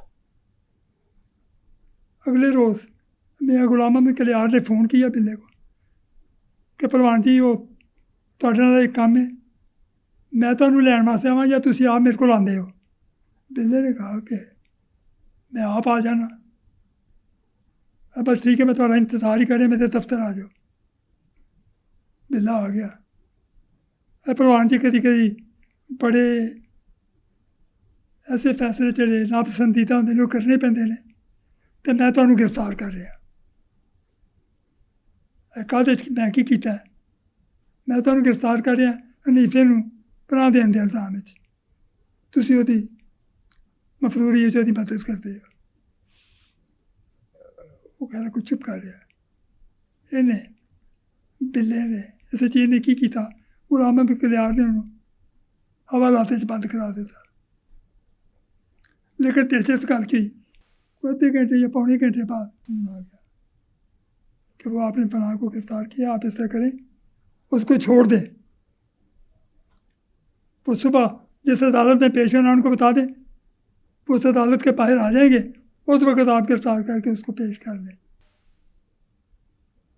वकीलों दसिया होना ना जो सारे माइनर जहा केस होंगे, यदि एक अद्धे दिन च जमानत हो सकती है, कल ही हो जाएगी जमानत। वो कलियार साहब ने फिर फस गए जे, उन्हें ये भी गल मननी पैनी है। उन्हें फिर बिल्ले ने कहा जे तू घर ना जाई, तू किसी अगे पिछे किसी रिश्तेदार के को रह जा, कल तू फिर उसे कोर्ट च ही आ जी। उन्हें कहा जी ठीक है। अगले दिन पेश हुआ करो, उस दिन के अगले दिन वो फिर बेल हो गई। अच्छा, इस दौरान मैनू उन्होंने तरस भी बड़ा आया गुजरां ते, नाले इन्हों का बंदा कतल हो गया, नाले बेचारे परेशान हाल टुरे फिरते हैं।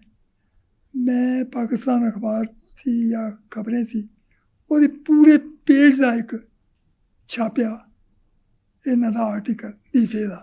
अच्छा। ते क्रिमिनल पुलिस इन्हू फड़ती नहीं, ये वो ठीक सरेआम दंदरांदा फिरता है, ये करता है वो करता है। वो पूरे पेज का सी, ये फोटो शोटो भी लग गई। वो इलाका गैर ही सी। अच्छा, साढ़े घर उदों PTCL नंबर भी लगा सी। उन्हें मैं इलाका गैर तो फोन किया, नीफे ने साढ़े घर के नंबर से। अच्छा। फोन कुदरती है, रब तो कल मैं ही चुकया। टाइम अगर से सुबह कोई 9 बजे का। उन्हें मेरा नाम पूछा जे, मैं उन्होंने गल करनी, मैं क्या मैं बोल रहा। अच्छा, मैं चंद मेरे जो पुलिस अफसर ने उन्हें एक गल कही हुई सी कि बदमाश जो तुम थ्रेट करे ना वो को कत्ती खाइफ ना होया जे, जवाब अगो तरकी पे तरकी दिया जे। यानी कि आप उसको परेशान होके ना दिखाएं ना, परेशानी नहीं शो करनी। जब कोई बदमाश आपको कॉल करे तो बदमाशी आपने परेशानी शो नहीं करनी। जी हाँ। अच्छा। मैंने फोन जो किया तो मैंने आता है वो मेरे साथ बोल रहा था पंजाबी में तू करके। अच्छा। और तू मेरे खिलाफ अखबार के पूरे सफ़े का एक इश्तिहार छापिया है, तू जानना मैं कौन हाँ, मैं नीफा हाँ। तो तेनों पता जो गोली चलती है ना, गोली ये नहीं बहती, ये कोई अखबार वाला है कि वकील है कि पुलिस वाले, गोली लंघ जाती है हर एक चो। मैं क्या नीफे, मैं तो तेन और जानना या नहीं जानता, लेकिन तू मैंने नहीं जानता, तू मुझसे जानना अखबार वाला करके। लेकिन जितना तेरा मेरा बड़ा वाह पै गया ना, तू इंशाल्लाह बदमाशी भूल जाएगा। ये आपने उसको कहा? मैंने उसको कहा, तरक्की पे तरक्की मैंने जो दी, बल्कि उससे ज़्यादा अग्रेसिव होकर मैंने उसको जवाब ठीक है, दिया। ठीक है। आगे से मुझे कहता है, तू फिर साढ़े नाल फटा पाना चाहना है। मैं कहा मैं फटा नहीं पाना चाहता, फटा तो तू पाना चाह रही है। फोन तू मैनू कीता, थ्रेट तू मैनू कीता। पहले मैं तेन थ्रेट नहीं किया, मैं तो तेन समझाया है जो ना गुजरा तो पिछा हट जा। मैं कहा गुजर ना मेरे रिश्तेदार ने ना मेरे दोस्त ने, मैं अखबार च असीं खबरां ही लाने आ, वो खबर वास्ते आए ने तो मैं वो खबर छापी है। खबर पूरे पूरे सफ़े दी नहीं होंदी। मैं कहा ये फैसला असीं करना होंदा, ये फैसला तू नहीं करना, जो किड्डी खबर छपनी है तो किड्डी नहीं छपनी। पर वो थ्रेट करता होया ना, कह रहा मैं एक गल गलत बयानी नहीं करना, उन्हें गाली शाली नहीं देती। थ्रेट करता रहा, थ्रेट छट करके उन्हें फ़ोन बंद कर दिता। थ्रेट करके उसने फोन बंद कर दिया? हाँ जी। अच्छा, फिर? ये कोई 2-3 दिन तो बाद मैनू नवीद सईद का फोन आया। नवीद सईद साहब जो इंस्पेक्टर थे? हाँ जी। अच्छा, उन्होंने आपको कॉल की? अच्छा, क्या तुहानू कहा? किते धमकी दी उन्हें? मैं क्या हाँ। तो ये पुलिस को कैसे पता चला कि उन्होंने आपको ये धमकी- मैनू नहीं पता कि उन्हें किसे पता, लेकिन उसका नीफे नाल अच्छा ताल्लुक सी, ये मैनू पता है। अच्छा, पुलिस का ताल्लुक था नीफे के साथ? हाँ हाँ, नवीद सईद का अच्छा ताल्लुक था। अच्छा ताल्लुक था। अच्छा, उन्होंने आपसे पूछा कि उन्होंने आपको धमकी दी है, फिर? मैं क्या हाँ धमकी तो देती है, लेकिन उन्होंने मैं ही क्या, मैं क्या लेकिन मैं ये कोई धमकियाँ तो मरोब नहीं है। और कहते नहीं, मैं उन्हें समझा दिता है बड़ी सख्ती ना, आइंदा तुसी खबर छापो ना छापो, लेकिन खैर किसी ना पर्सनल नहीं होना चाहिए, लेकिन आइंदा तो कभी धमकी नहीं देगा, तो किसी मिलेगा भी तो तुम्हारी इज्जत करेगा। मैं कहा जी ठीक है। मैं क्या मेरी तरफों भी तो शिकायत नहीं कोई आएगी। अच्छा, ये जो धमकी आपको आई थी इसके बाद तो कुछ नहीं हुआ? नहीं, बस वो इतना ही सही था? अब उन्होंने सही ने कहा कि अच्छा। मैंने उसको समझा दिया। ये जो थे इसी तरह एक छोटे छोटे केस हैं जो मैंने जाते जाते मैं बात करना चाहता हूँ। जैसे असलम बस्सा था, हाँ जी। उसके बारे में भी आपने खबर लगाई थी, वो हाँ जो जी। धमकियां देता था हाँ जी। इफ्तिखार चौधरी साहब के बेटे को। हाँ जी, इफ्तिखार चौधरी साहब का एक बेटा था वो MBBS डॉक्टर, अच्छा वो मेडिकल ऑफिसर था सिविल हॉस्पिटल कोयटा में। अच्छा। लेकिन वो हमेशा रहे हैं हर तबके में शाह से ज़्यादा शाह के वफादार। ठीक है। इफ्तिखार चौधरी को उनके किसी दोस्त ने या दोस्तों ने मशवरा दिया, और तुसी की बेटे ने बाहर लगाया हुआ है डॉक्टर, उसको कहीं कोई पुलिस अफसर SP वगैरह लवाओ, ये वो। उन्होंने कहा मेरे बेटे को यार कोई इतना शौक ही नहीं था। और जी शौक है या नहीं, ये कोई नौकरी नहीं है इस डॉक्टर की। अब इफ्तिखार चौधरी साहब कभी मूड आ गया, उन्होंने पता नहीं किससे बात की, प्राइम मिनिस्टर से ही की होगी, कि बगैर किसी टेस्ट, बगैर किसी इंटरव्यू, बगैर किसी गलबात के उसको ASP लगा दिया गया, और ASP भी लाहौर में। अच्छा, या ये हुआ है? हाँ, वो ASP लाहौर में लग गया। इफ्तिखार चौधरी साहब जो चीफ जस्टिस थे साबिक, उनका बेटा ASP लग गया लाहौर में, और वो MBBS डॉक्टर था, आप हाँ ये जी, कह रहे हैं? हाँ जी। अच्छा, फिर?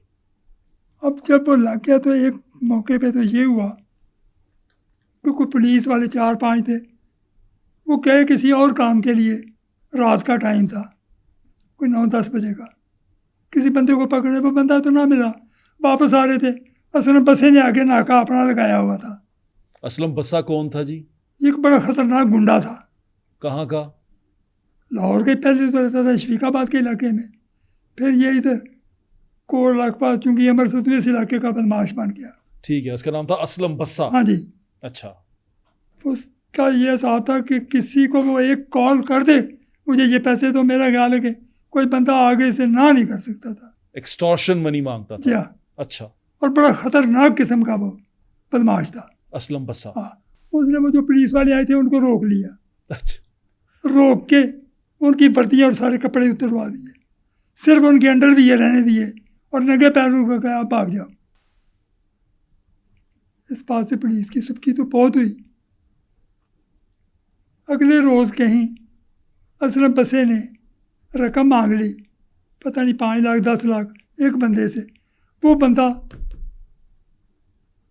ये ASP मॉडल टाउन जो था इफ्तिखार चौधरी साहब का बेटा, उसके साथ उसकी अच्छी दोस्ती थी। आपको नाम पता उनका क्या था?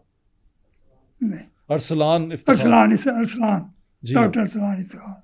डॉक्टर अरसलान इफ्तिखार। जी हाँ। अच्छा उनको फ़ोन किया, अच्छा। अब नहीं बल्कि खुद चला गया कि जी इस तरीके से मुझे धमकी दी है फलां ने। डॉक्टर अरसलान साहब ने कहा उसका नंबर है तुम्हारे पास जिससे फ़ोन है? उसने कहा जी हाँ है। नंबर दो। उसने नंबर दिया। डॉक्टर अरसलान साहब ने उसको फ़ोन किया कि मैं ASP मॉडल टाउन बोल रहे हैं, तो तू फलाने को रकम मांगी है? उसने कहा जी हाँ मांगी है। क्या उसकी जगह तुमने देनी है वो रकम? उसने कहा मैं ASP मॉडल टाउन बोल रहा हूँ, तुम शायद मुझे जानते नहीं हो। उसने कहा मैं सबको जानता हूँ, तुम मुझे नहीं जानते।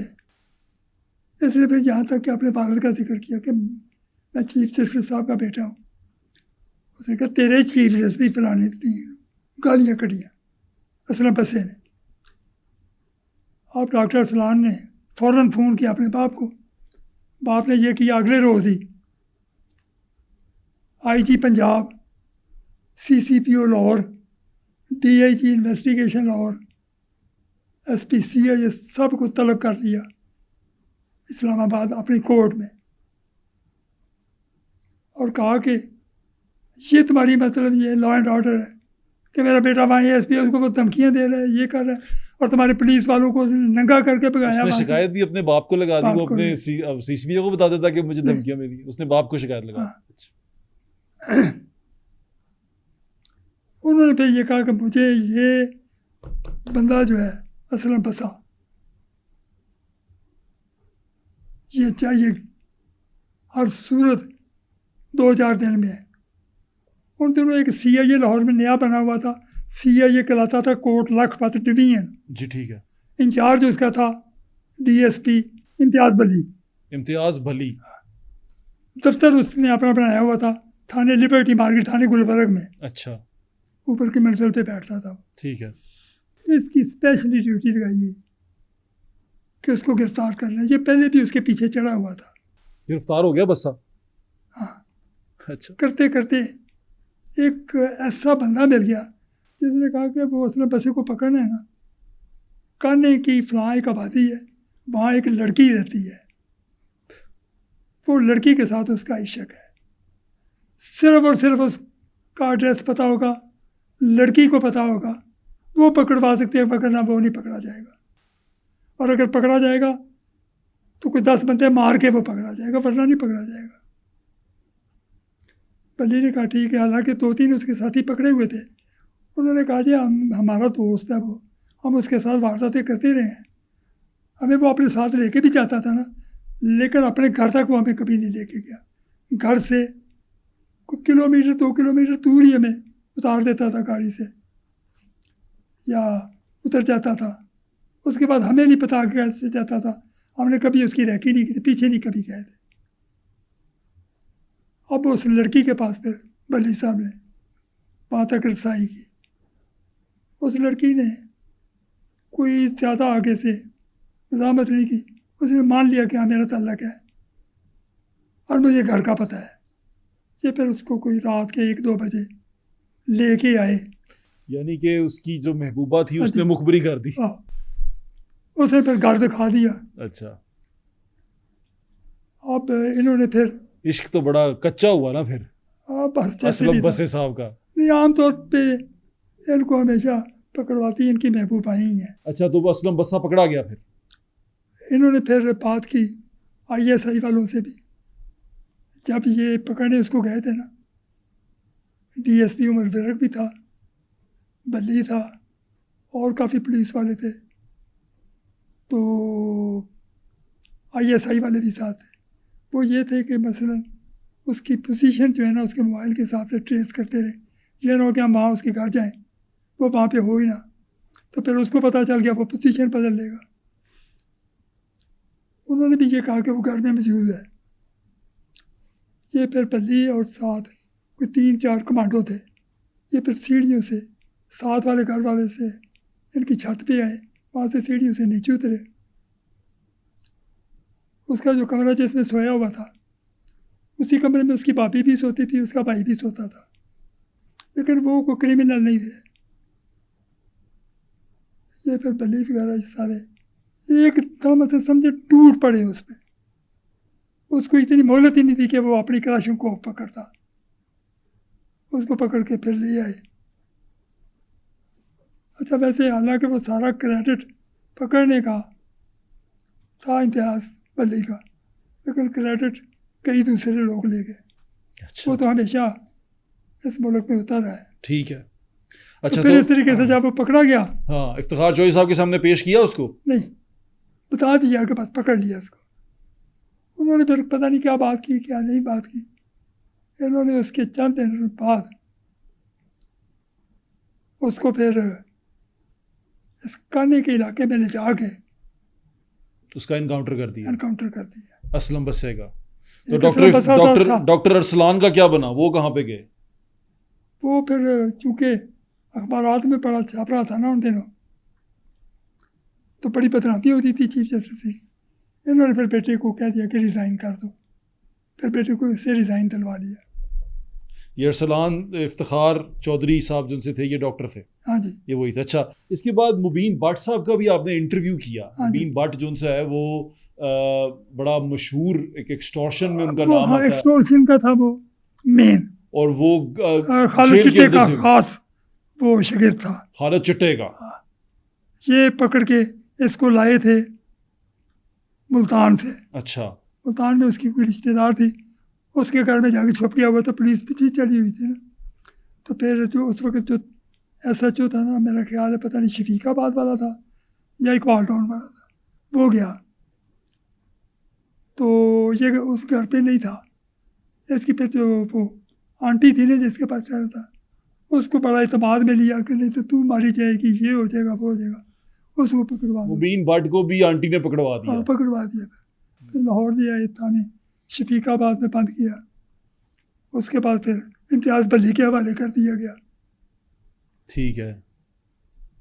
मैं इसका इंटरव्यू करने गया तो मेरे साथ जो फोटोग्राफर था ना, हथकड़ी लगी हुई थी, खड़ा था सामने। तो मेरा जो फोटोग्राफर है ना, वो उसकी फ़ोटो बनाते हुए बड़ा डर रहा था, खौफज़दा था। ये तो जेल से सुना फ़ोन किया करता था। जेल से छोड़ के सर उसकी किसी तरीके से बात पहुंचती थी किसी से। अगले फिर रोटी बाद में खाते थे, पहले वो इसकी शर्त पूरी करते थे। अच्छा, अब मेरा जो फोटोग्राफर वो सहमा हुआ, डरा हुआ है। बली के साथ उसका सबसे काबिल एतमाद सब इंस्पेक्टर एक होता था, वो मरीज के वाला मर्डर हो गया हुआ है।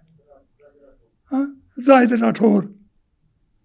वो जो जाहिद राठौर है ना, उसने अंदाज़ा कर लिया कि मेरा साहब के साथ जो फोटोग्राफर है वो डर रहा है। उसने हमारे सामने इसको मुबीन भट्ट को ये थप्पड़ को 4-5 थप्पड़ ठोक दिए और साथ गालियां दी जाहिद राठौर साहब ने। जाहिद राठौर ने, तू बदमाश बनना अपनी चीज, ये वो, मैं तेरी माँ चो देगा, ये कर देगा, वो कर देगा। वो आगे से कह रहे हैं, नहीं सर मैंने तो कोई बात ही नहीं की, ये वो नहीं। मेरे साथ को चुप करके साढ़े बड़े भाई भी ने, साढ़े अफसर भी ने, जो पूछे ने इन्होंने सही दसी जाए। अच्छा, आपने उसका इंटरव्यू किया? फिर इंटरव्यू किया। क्या कहा उसने? क्या कहानी थी उसकी? वो तो ज़्यादा जराइम को मानता ही नहीं था अपने हाँ। कहता मैंने नहीं किए। हाँ, नहीं, बस मैंने उसको कहा कि जब खालिद चिट्टे ने यहाँ बंदे मारे थे ईवान अदल में, तो उसके साथ था, तूने भी फायरिंग की थी। ये जो टीपू पहलवान पे हाँ जी। अटैक हुआ था, हाँ, आपने कहा कि मुबीन भट्ट को कि उसने ही फायरिंग की, उसने नहीं माना वो? नहीं माना वो, हालांकि ये था, अच्छा, हकीकतन था, इसमें ये साथ था, लेकिन नहीं माना मेरे पास। तो मुबीन भट्ट कैसे फिर मरा? एनकाउंटर हुआ? इसको एनकाउंटर में मार दिया। पहले एक दिन मैं वहीं बैठा हुआ था, वली साहब ने मुझे इशारे से बता दिया कि आज मुबीन भट्ट का काम हो जाएगा, लेकिन इन लोगों के भी हाथ पड़ते हैं ऊपर तक। इन जो क्रिमिनल्स हैं उनके? हाँ जी। अब वली साहब नीचे गए हैं थाने गुलबर्ग की अदालत में, मैं भी साथ था। मुबीन भट्ट को हथकड़ियाँ पहनवाई मुलाजमों ने, साथ वो जाहिद भट्ट भी था। इसको अदालत से निकलवाया है गाड़ी में बैठा लिया ले जाने के लिए एनकाउंटर के लिए। अभी गाड़ी स्टार्ट नहीं हुई, बल्ली साहब को फ़ोन आया है। ये नहीं मुझे पता कि किसका फ़ोन, ना मैंने पूछा बल्ली साहब से कि फ़ोन किसका था। फ़ोन आया है तो बल्ली साहब ने बुलाया जाहिद राठौर को, उसको साइड पे ले जाके मैंने को 2-3 मिनट बात की है। मुबीन भट्ट को फिर गाड़ी से उतार के फिर हवालात में बंद कर दिया गया। लेकिन हुआ एनकाउंटर ही था इसका? हुआ एनकाउंटर ही था। उस वक्त रुक गया? उस वक्त रुक गया। किसने रुकवाया ये नहीं पता। अच्छा, कितने देर बाद फिर हुआ? उसके मेरा ख्याल है क्योंकि महीने बाद हो गया था। अच्छा, ये तो सारी बात हो गई। ये एनकाउंटर भी इस तरीके से हुआ कि इसकी इन्होंने किसी केस में गिरफ्तारी डाली हुई थी। अच्छा। एक शाहदरे में इंचार्ज इन्वेस्टिगेशन था, इंस्पेक्टर था वो। अच्छा। फारूक गालबन नाम था उसका। अच्छा। वो ये शानी, हाफिज शानी और ये जो मुबीन भट्ट है, इन लोगों के पीछे पड़ा, हाथ धो के पड़ा हुआ था। अच्छा। वो इंस्पेक्टर। अच्छा। उस इंस्पेक्टर ने इसकी गिरफ्तारी डाली। उमर फारूक साहब का वो बड़ा ख़ास इंस्पेक्टर था। CIA का था वो? हाँ, CIA का। नहीं, उस वक्त वो इंचार्ज इन्वेस्टिगेशन थाना शदारा लगा हुआ। अच्छा, ठीक है। इसको थाना गुलबर्ग की हवालात से निकलवाया उसने, इसको पेश किया उसने एंटी टेररिस्ट कोर्ट में। उसके बाद फिर इसको बंद करने पर ले जा रहा था जेल से अभी कुछ किलोमीटर उड़ ही थे कि वो जो गाड़ी थी ना डाला, वो ड्राइवर ने रोक दिया। वो बताया हुआ होगा ना इंस्पेक्टर ने, वो रोक दिया तो वो सफ़ेद कपड़ों में कोई 2-4 बंदे आए, उन्होंने गन्ने तान लिए इन पे, पुलिस वालों पे। हकीकतन वो जो सफ़ेद कपड़ों में थे वो भी पुलिस वाले ही थे। तो उस प्लान के तहत गाड़ी में ही फिर इसको मुबीन को मार दिया गया। वो वही कहा गया होगा कि ये साथी छुड़ाने आए थे। अच्छा, चलिए अब मौजूदा सूरत हाल में आ जाते हैं। मैं आपसे पूछना चाहता हूँ कि ये क्रिमिनल्स और सियासतदानों का तो बड़ा करीबी रिश्ता मुझे नजर आया, जो आपने सारी बातें बताई। हर किसी बड़े क्रिमिनल के पीछे कोई ना कोई सियासतदान होता है। मतलब मैं आपको बताता हूँ, नारंग मंडी का एक गाँव है, गाँव का जेल में, लेकिन वहाँ का एक बंदा था अरशद गुजर। अच्छा। उसने बेशुमार कत्ल किए हुए थे। मेरा ख्याल है कम से कम भी 20 से ऊपर ही कत्ल किए हुए थे। लेकिन ये लोग बासर कितने होते हैं कि पहले वो मुस्तफ़ा खान साहब जो थे, इनका गनमैन था। फिर वो जो पंजाब की कैबिनेट थी उसका जो उस वक़्त सीनियर मिनिस्टर था मलिक मुश्ताक, फिर उसका वो गनमैन बन गया। और एक मौके पे वो गिरफ्तार हो गया। एक मौके पे पुलिस ने उसको गिरफ्तार कर लिया, लेकिन मलिक मुश्ताक साहब ने गुस्ताखी करवा के उसको छुड़वा लिया था।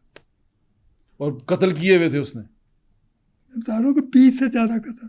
ये वो बंदा था अरशद गुजर कि एक मतलब इसको पता चला कि ये जो SSP है ना फैसलाबाद, ये मेरे पीछे चढ़ा हुआ है मुझे मारने के लिए। एक जगह पे नाका लगा हुआ था, SSP साहब बजाते खुद भी वहाँ थे।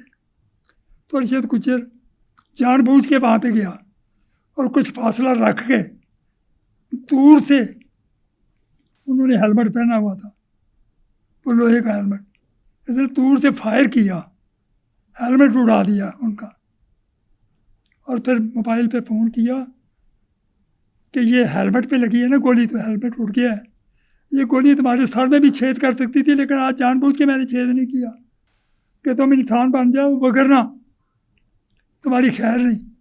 बड़े जालिम लोग हैं ये। या और ये इसी तरह सियासतदानों की पुश्त पनाही से ये इतने मजबूत बनते हैं। ऐसे मुझे तो ऐसी नजर आया। मैं आपको एक बात बताऊं, मैंने अपनी ज़िंदगी में बड़े बड़े बदमाश देखे हैं, लेकिन ऐसा जो तगड़ा हो, ऐसा जो तगड़ा हो, तो यकीन करें बड़े से बड़ा बदमाश भी मैंने देखा है कि उसका पेशाब निकल जाता है। इसका मतलब CCD जो कर रही है वो ठीक कर रही है? मैं ये तो नहीं कहता कि ठीक कर रही है।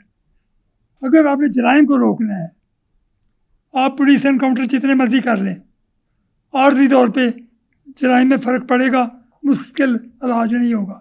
लेकिन इससे ये तो हुआ है कि जराइम काफी हद तक कंट्रोल तो हो गए हैं। कंट्रोल हुए वो इस वजह आप से। देखें मंशियात वालों के पीछे सीसीडी हाँ। पड़ी है, वो मंशियात वाले भी दौड़ गए हैं। नहीं, लेकिन ये कोई इलाज तो नहीं है ना इसकी कानून इजाज़त देता है।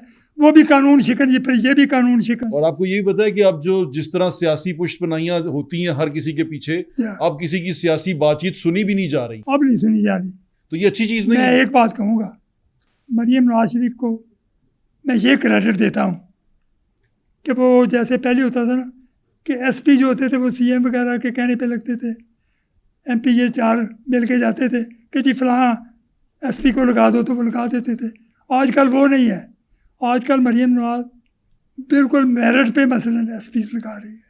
शानदार। ये इस बात की तो तारीफ बनती ये है। काबिल तारीफ। मैं ये इस बात की भी तारीफ करता हूँ कि क्राइम कंट्रोल काफी हद तक हो गया है। क्राइम कंट्रोल हुआ काफी है। हद तक कंट्रोल हो गया। और अब ये जिसका जो है आप भी हो, मेरे ख्याल से आप सीनियर सहाफ़ी हैं, आप किसी सूरत भी, मैं भी, एक्स्ट्रा जुडिशल किलिंग को हम कभी सपोर्ट नहीं करते और ना कभी करेंगे, क्योंकि ये बिल्कुल गलत चीज़ है और ऐसा होना नहीं चाहिए। और अगर ऐसा हो रहा है तो ये फौरन रुकना चाहिए। एक्स्ट्रा जुडिशल किलिंग बिल्कुल नहीं होनी चाहिए। लेकिन एक्स्ट्रा जुडिशल किलिंग की एक बात बताता हूँ। मैं जंग अखबार में था, एक मेरा तल्लक वाला था वो कांस्टेबल। अक्सर मेरे पास आके मुझे पता क्या कहता है, कोई थोड़ा बड़ा हाथ मैंने को मेहरबानी करके हेड कांस्टेबल की मेरी प्रमोशन ही करा दो। अब मैं उस वक्त टरखाने के लिए कह देता कोई बड़ा काम करो ना, ताकि मैं किसी ऑफिसर से बात करूँ तो कोई तुम्हारा कोई बड़ा काम भी तो बताऊँ ना। अच्छा। कहता है अच्छा। एक दिन मेरे पास आया, कहता है आज वो थाने लोअर माल में बंद है ना, फलाने तो इश्तिहारी में कहा आज शहरी के टाइम पे उन दोनों को एनकाउंटर में उड़ा देना है। तो उस पार्टी में मैं भी हूँ, मारने वालों में मैं भी जा रहा हूँ। मैंने कहा ठीक है। अब मैंने बस मुझे ये पता था कि ये लड़का मेरे साथ झूठ नहीं बोल सकता, ये गलत बात नहीं कर सकता। मैंने उसको कहा कि ये भी तो हो सकता है रात के 1 बजे इरादा बदल जाए ना एनकाउंटर हो। कहते नहीं, ये हो ही नहीं सकता, जहाँ से ऑर्डर्स आने थे वहाँ से आगे हुए हैं। मैंने कहा ठीक है। मैंने कहा तू फिर भी मुझे रात के 1 बजे 2 बजे सूरत से आगाह करना। कहते ठीक है। रात को 3 बजे का टाइम था, उसका फ़ोन आया कि मुर्तबों को हमने डाले में सवार कर लिया है, लेकर निकलने लगे हैं। मैंने बड़ा रिस्क ले लिया।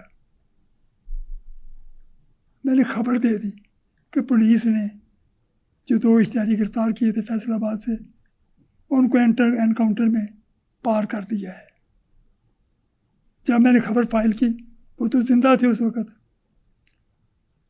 मैंने CNE से बात की, बिलाल बख्श भट्ट साहब से। मैंने कहा भट्ट साहब एनकाउंटर इनका ज़रूर हो जाना है, लेकिन अभी इस वक्त हुआ नहीं है।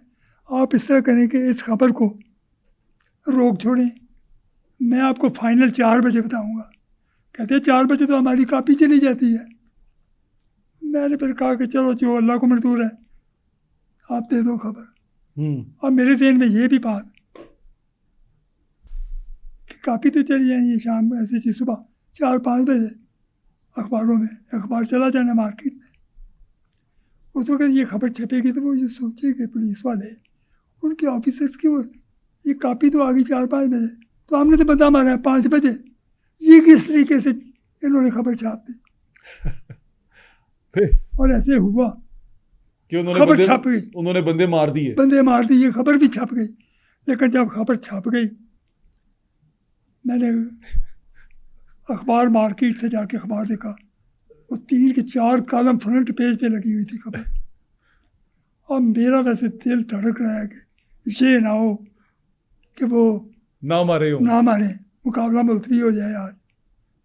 और मैं एक दोस्त था साथ, उसको साथ लेके खुद जो चाहे वकूआ था ना, उस तरफ चल पड़ा जिधर उन्होंने मारा था। वो मुझे लड़के ने बताया था कि फलां जगह पे जाकर मारना है। अच्छा। उधर हम जा रहे हैं, आगे से पुलिस की गाड़ी आ रही। मैंने हाथ दे के खड़ा करके मैंने कहा कि फिर काम हो गया या अभी? उन्होंने कहा कर दिया काम। अच्छा ठीक है। अब मुझे तसल्ली हो गई कि काम हो गया हुआ है, और खबर ठीक है। खबर ठीक है। यानी कि ये हुआ कि रात को इनकाउंटर अभी हुआ है 5 बजे, हाँ, 4 सुबह। बजे अखबार में खबर छप के सुबह 4 बजे चली गई है। हाँ। वाह। और वो आपने चला, पुलिस वाले भी हैरान हुए होंगे कि हमने ये खबर मारने नहीं, से। वो एसएसपी ने ऐसी चीज सीसीपी ने कहा, उसने कहा नहीं, ये जो हमारा एनकाउंटर करने वाला इंस्पेक्टर है ना, हाँ राणा सी अंजम, हाँ। ये इसी ने खुद ही खबर लगवाई है। हालांकि अच्छा। उसका मेरे साथ कोई तल्लुक नहीं था इस खबर के बारे में। अच्छा। और राणा सी अंजम की बात बताऊँ, एक दिन मैं उसके पास बैठा हुआ, CIA छड़े अच्छा। मुझे कहता है, मेरे साहब ਤੁਸੀਂ ਉਹਨਾਂ ਦੀ ਬੜੀਆਂ ਖਬਰਾਂ ਲਾਈਆਂ ਸਨ और ਤੁਹਾਡੇ ਤੋਂ ਇਲਾਵਾ ਕਿਸੇ ਹੋਰ ਤੇ ਇਤਮਾਦ ਵੀ ਨਹੀਂ ਸੀ ਕਰਦੇ थे घर वाले। हाँ। और किसके? ਜਿਹੜੀ थी TV आर्टिस्ट नैना और उसके साथ एक डांसर लड़की कत्ल हुई थी ये फैसल टाउन के इलाके में, नैना और मिसबा। अच्छा। तो आपको पता है कि नैना के माँ बाप बहन भाई सिर्फ आप पे इतमाद करते थे, वो सिर्फ आपको खबर बताते थे, आपको ही फ़ोटो देते थे, बाकी वो किसी पे इतबार नहीं करते थे। बाकी रिपोर्टर जाते थे तो वो आपको ही कहते थे कि जी उनसे जाके खबर ले लें। तो मुझे कहता है कि आपको पता है कि नैना और मिसबा को कत्ल किसने किया था? मैंने कहा कि यार मुख्तलिफ ही बस नाम रहे हैं, कभी किसी का नाम, कभी किसी का नाम, कभी किसी का नाम, सही तो नहीं पता चला। उसने कहा मैंने दोनों बंदे पकड़ लिए हैं जिन्होंने मारा था। मैंने कहा वो कौन है? कहता है कराची पुलिस का एक डिसमिस शुदा कांस्टेबल है, एक उसका दोस्त है, और कत्ल करवाया था इनको उसने, राव अनवार जो था कराची का SP, उसने करवाया। उसने कत्ल किया। ये मेरे इल्म में था कि राव अनवार के साथ नैना के बहुत ही अच्छे ताल्लुकात थे, हर किस्म के ताल्लुकात थे।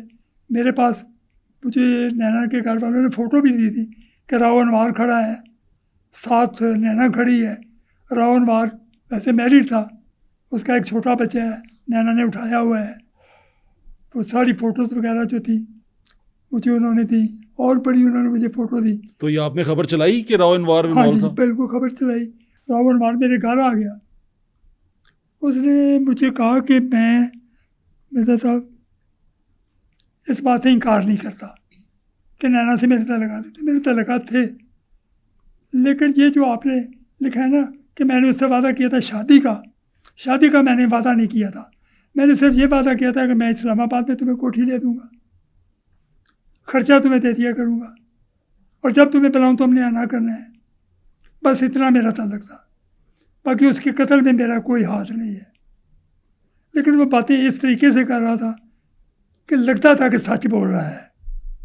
आपको धमका तो नहीं रहा था? नहीं, बड़े अच्छे मूड में, बड़े फ्रेंडली किस्म के मूड में बातें कर रहा था। बिल्कुल ठीक है, बिल्कुल ठीक। अच्छा तो मिर्जा नहीं, साहब, अब रानी हसीब अंजम ने क्या किया, अच्छा, इसने राव अनवार के वारंट गिरफ्तारी हासिल कर ली है कोर्ट से कि राव अनवार को गिरफ्तार किया जाए नैना के मर्डर केस में। हाँ जी, फिर उसके वारंट गिरफ्तारी हासिल कर ली है। फिर मुझे बताया उसने कहा मैंने तो उसकी गिरफ्तारी वारंट भी हासिल कर लिए, अब बस अफसरों से बात करनी है और कराची जाना है, साथ किसी DSP वगैरह को ले जाएंगे, तो मैंने तो उसको गिरफ्तार कर लेना है।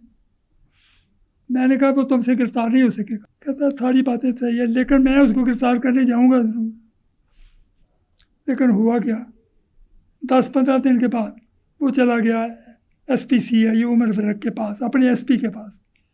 कहता है उसको जाके सारी बात बताई और ये कहा कि मैंने ये वारंट गिरफ्तारी हासिल कर ली है। राव अनवार उमर फरक ने इसकी बड़ी बेइज्जती की। और उल्लू के पट्टे, अगर ऐसी बात थी तुमने मुझसे बात की, तुमने खुद ही जाके वारंट गिरफ्तारी हासिल कर ली है, तूने तो नौकरी करनी है कि नहीं करनी, तुमने मुझे भी नहीं नौकरी करने देनी, तुम्हें पता राव अनवार कौन है, ये है वो। और फिर नहीं गिरफ्तार हुआ? नहीं, फिर साहब ने कहा कि वो वारंट गिरफ्तारी कहाँ है, वारंट कहाँ है सर, वो केस फाइल में, केस फाइल कहाँ है सर, वो बाहर गाड़ी में पड़ी है, लेके आ केस फाइल लेके आया, दिखा मुझे वो वारंट गिरफ्तारी उमर फरक ने पुरसा कर दी टोकरी में फेंक दी। वो जो 2 मुंडे ने उन्होंने चलान करना कर दे, बाकी राव अनवार की तरफ आइंदा देखना भी नहीं। बात खत्म हो गई। बात खत्म। अच्छा मिर्जा साहब, ये जो आबिद बॉक्सर साहब हैं, या ये भी किसी जमाने में बड़े फेमस थे हाँ और जी, मेरे हाँ ख्याल से जी। इंटरव्यूज भी उन्होंने काफी दिए हाँ जी, हमारे, क्योंकि ओल्ड रावियन यूनियन में हैं हाँ तो जी, हमारा हाँ तो जी। बड़ा अच्छा दोस्ती यारी भी है जी, उनसे, जी, बातचीत भी है बड़े भाइयों की तरह। तो ये भी बड़ा एनकाउंटर करते थे हाँ उस जी। दौर में। क्या माजरा था वो, क्या दौर था उस वक्त, कैसे करते थे नहीं, ये? उस वक्त ये अकेले नहीं करते थे, उनके तो राना हसीब बंजे पर एनकाउंटर करता था। बाकी काउंटर स्पेशलिस्ट जो लाहौर का है वो तो बशीर न्याजी था। अच्छा, हाँ, उसको आप एनकाउंटर स्पेशलिस्ट कह लें। अच्छा ठीक है। हाँ। तो आबिद बॉक्सर साहब का आपने मुझे बताया कि खुद भी इन पे कोई ऐसे अटैक होने वाला था, एक मौके पे इनको गिरफ्तार कर लिया गया आबिद बॉक्सर को? हाँ। अच्छा, और थाने, ये जो थाना है नवाकोट, यहाँ बंद कर दिया गया। ठीक है। वहाँ के SHO को कह दिया गया कि इसको एनकाउंटर कर दो। ये ऑर्डर्स कहाँ से आते थे? और तो ऊपर से ही सर आते हैं, ठीक है, जिनके लिए काम करते हैं। क्या वही फिर इनके एनकाउंटर कराते हैं ठीक है। अच्छा, उन्होंने कहा कि पार कर। लेकिन उस SHO ने कहा मेरा वो दोस्त है, मेरे भाइयों जैसे तरह का, तो मैं नौकरी में रहूं या ना रहूं मैं उसका एनकाउंटर नहीं करूंगा। आबिद बॉक्सर का। फिर एक मौके पे बाद में फिर गिरफ्तार हुआ, इसको बंद कर दिया गया थाने चौंक की हवालात में। उस रात भी फैसला हो गया था कि इसका एनकाउंटर करना है, लेकिन उसी रात नवाज शरीफ वगैरह की हुकूमत खत्म हो गई, बच अमित गए। शरीफ आगे बच गया। और ये बच गए। हाँ। वाह, यानी कि किस्मत के धनी है। हाँ, किस्मत के धनी। चले, आबिद बॉक्सर साहब सुन रहे अच्छा, हो? लेकिन एक खुशी की बात है क्या? कि माजी के हमारे जितने क्रिमिनल्स थे ना, उनके आगे जो औलादे हैं ना, बेटे, वो हत्तल इम्कान क्राइम की तरफ नहीं आ रहे। यानी कि माजी के जो बड़े नाम हैं उनके बच्चे इस फील्ड में नहीं आए। नहीं, ये तो बहुत वो- अच्छी बात है। कोई वकील बन रहा है, आबिद बॉक्सर साहब का अपना भी बेटा है वहाँ कनाडा में, मेरा ख्याल है कि BBA वगैरह कर रहा है। चले, ये तो बड़ी अच्छी बात है। आबिद बॉक्सर साहब तो चले, वो एक पुलिस में थे, एक और भी बहुत सारे हैं। फोर्स में थे। अच्छा, ये बताएं कि ये जो जैसे हमने शुरू में नादरा बीबी की बात की, फिर ये नैना जो सी थी, ये भी इस तरह, ये शोबिज इंडस्ट्री जो सी है ये बहुत ज्यादा इन्वॉल्व रही है अंडरवर्ल्ड के साथ, ये क्या वजह हुई है? सर, बात यह है कि अंडरवर्ल्ड की जो दौलत होती तो हवाई दौलत ही है ना, यानी कि इलीगल तरीके से ज़्यादातर कमाई हुई दौलत होती है। तो जो इस तरीके से कमाई हुई दौलत हो, वो मस्जिद बनाने पे खर्च नहीं होती, ना ही वो कोई नेक कामों के लिए खर्च होती है। वो यही होती है तमाशबीनियों पे, बदमाशियों पे, नजायज़ असला खरीदने पे। ये खवातीन फिर अपने आप को खतरे में नहीं डाल लेती, शोबिस की खवातीन इस तरह के लोगों से ताल्लुक बरकरार रख के? जब इस तरह का बंदा तल्लुकात बनाता है ना, वो बंदा तो उसको ये बताता है ना कि मैं तो तेरे बगैर सांस भी नहीं लेता, ऐसे यकीन दिलाता है। और फिर जब जाने लगता है, एक मिसाल है, उसको कोई 50,000 लाख रुपया दे दे, जाते हुए कोई सोने की चीज़ें दे दे, वो लड़की यही समझे कि सारी ज़िंदगी बस आप इसी तरह ही गुजरनी है। लेकिन वो खतरे से खेल रही होती हैं।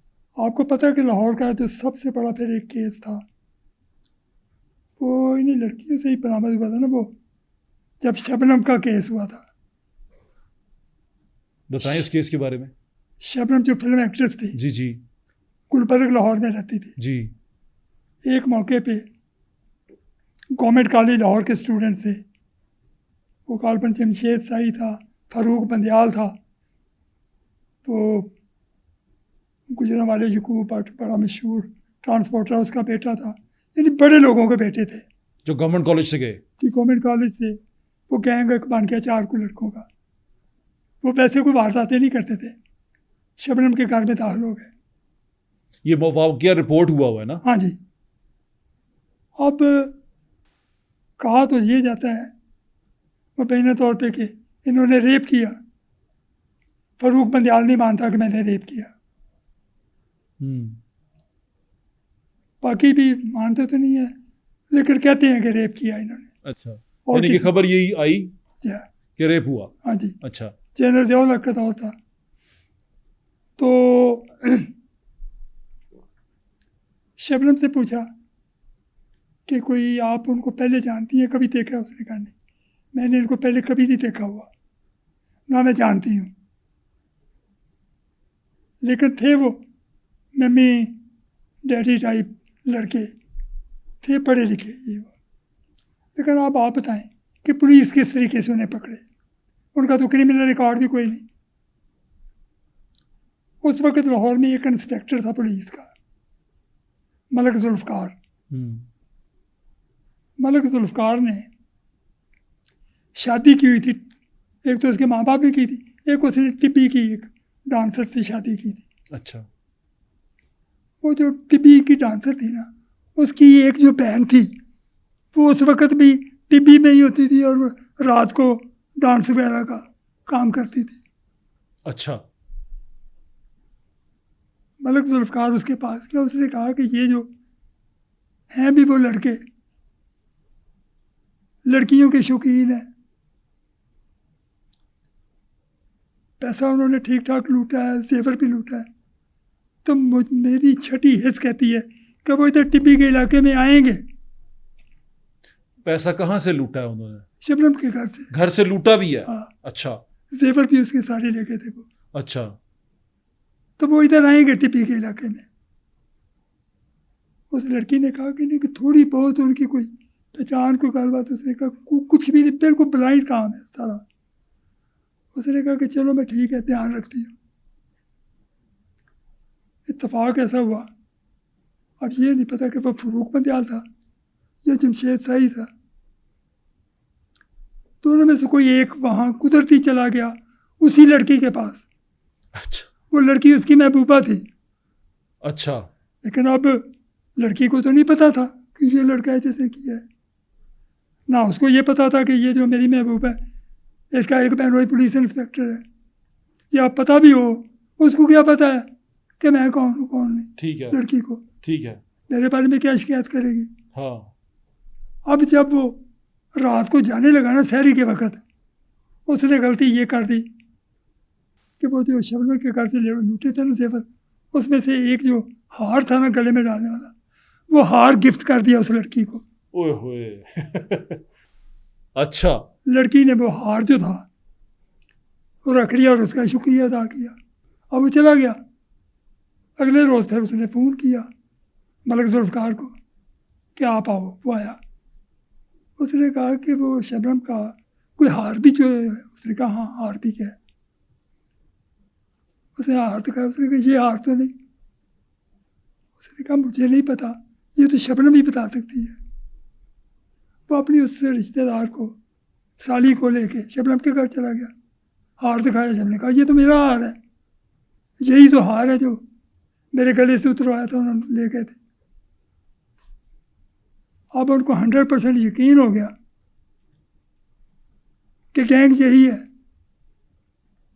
लड़की को कहा कि किसी तरीके से इस लड़के को बुलाओ। लड़की ने कहा कि इस तरीके से वो शक करेगा, आप इस तरह करें, कोई चंद रोज़ का सब्र करें, वो आएगा। जब वो आएगा तो मैं अपनी एक दूसरी लड़की की ड्यूटी लगा दूँगी, वो आपको फ़ोन कर देगी कि वो शिकार आ गया, आप आ जाएं। यही हुआ कि मेरे ख्याल इस वाक़े कोई हफ्ते बाद वो गया, फिर दोबारा पकड़ा गया। नहीं, वो लड़की ने अच्छा। फ़ोन कर दिया मलक अवैस को, उससे जो उसको मलक जुल्फ़कार को। मलक जुल्फ़कार तो पहले ही तैयार बैठा था 5-6-7 दिन से। उसको तो पता था कि उसने आना ही आना है। ये फिर पुलिस लेके वहाँ पहुँचे। लेकिन ये तकरीबन ज़्यादा पुलिस थी सफ़ेद कपड़ों में और प्राइवेट गाड़ियों में, कि ये ना हो कि वहाँ का कोई और बंदा जानता उनको इतला ना कर दे। उसको पकड़ लिया, उसको थाने ग्वालमंडी में ले जाके 2-4 थप्पड़ लगाए। तो कहा कि ये देखो कि छितर खा के बतानी है सारी बात, या रस्से पे लटक के बतानी है, या वैसे ही बता दो कि इज्जत से। उसने कहा जी पूछो। उसने कहा, मलक जुल्फ़कार था वहाँ पे, उस वक़्त का DSP CA ये भी आ गया हुआ था,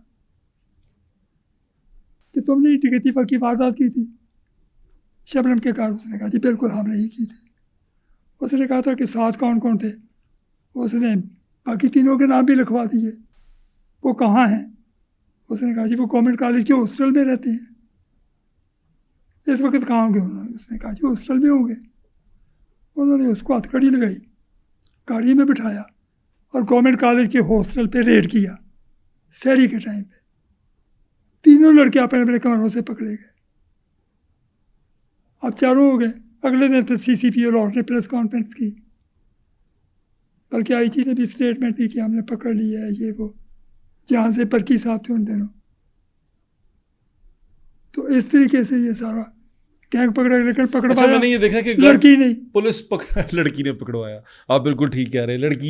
लड़की वाला जो है, जो सबसे कमज़ोर कड़ी किसी भी मुजरिम की वो लड़की होती है कि वो वहाँ से पकड़े जाते हैं। अच्छा, आपने इतना सारा अरसा ये किया रिपोर्ट, आपको अब कानून में मैंने देखा कि कानून उस वक्त इतनी ज़्यादा टेक्नोलॉजी के बगैर भी अगर ऑफिसर पकड़ना चाहता तो पकड़ लेता था, यानी कि कोई मुजरिम भाग नहीं सकता था उनसे। मुझसे ऐसा ही है ना? नहीं, मुल्ज़म अब भी नहीं भाग सकता। अगर पकड़ना चाहें तो अब भी नहीं भाग सकता।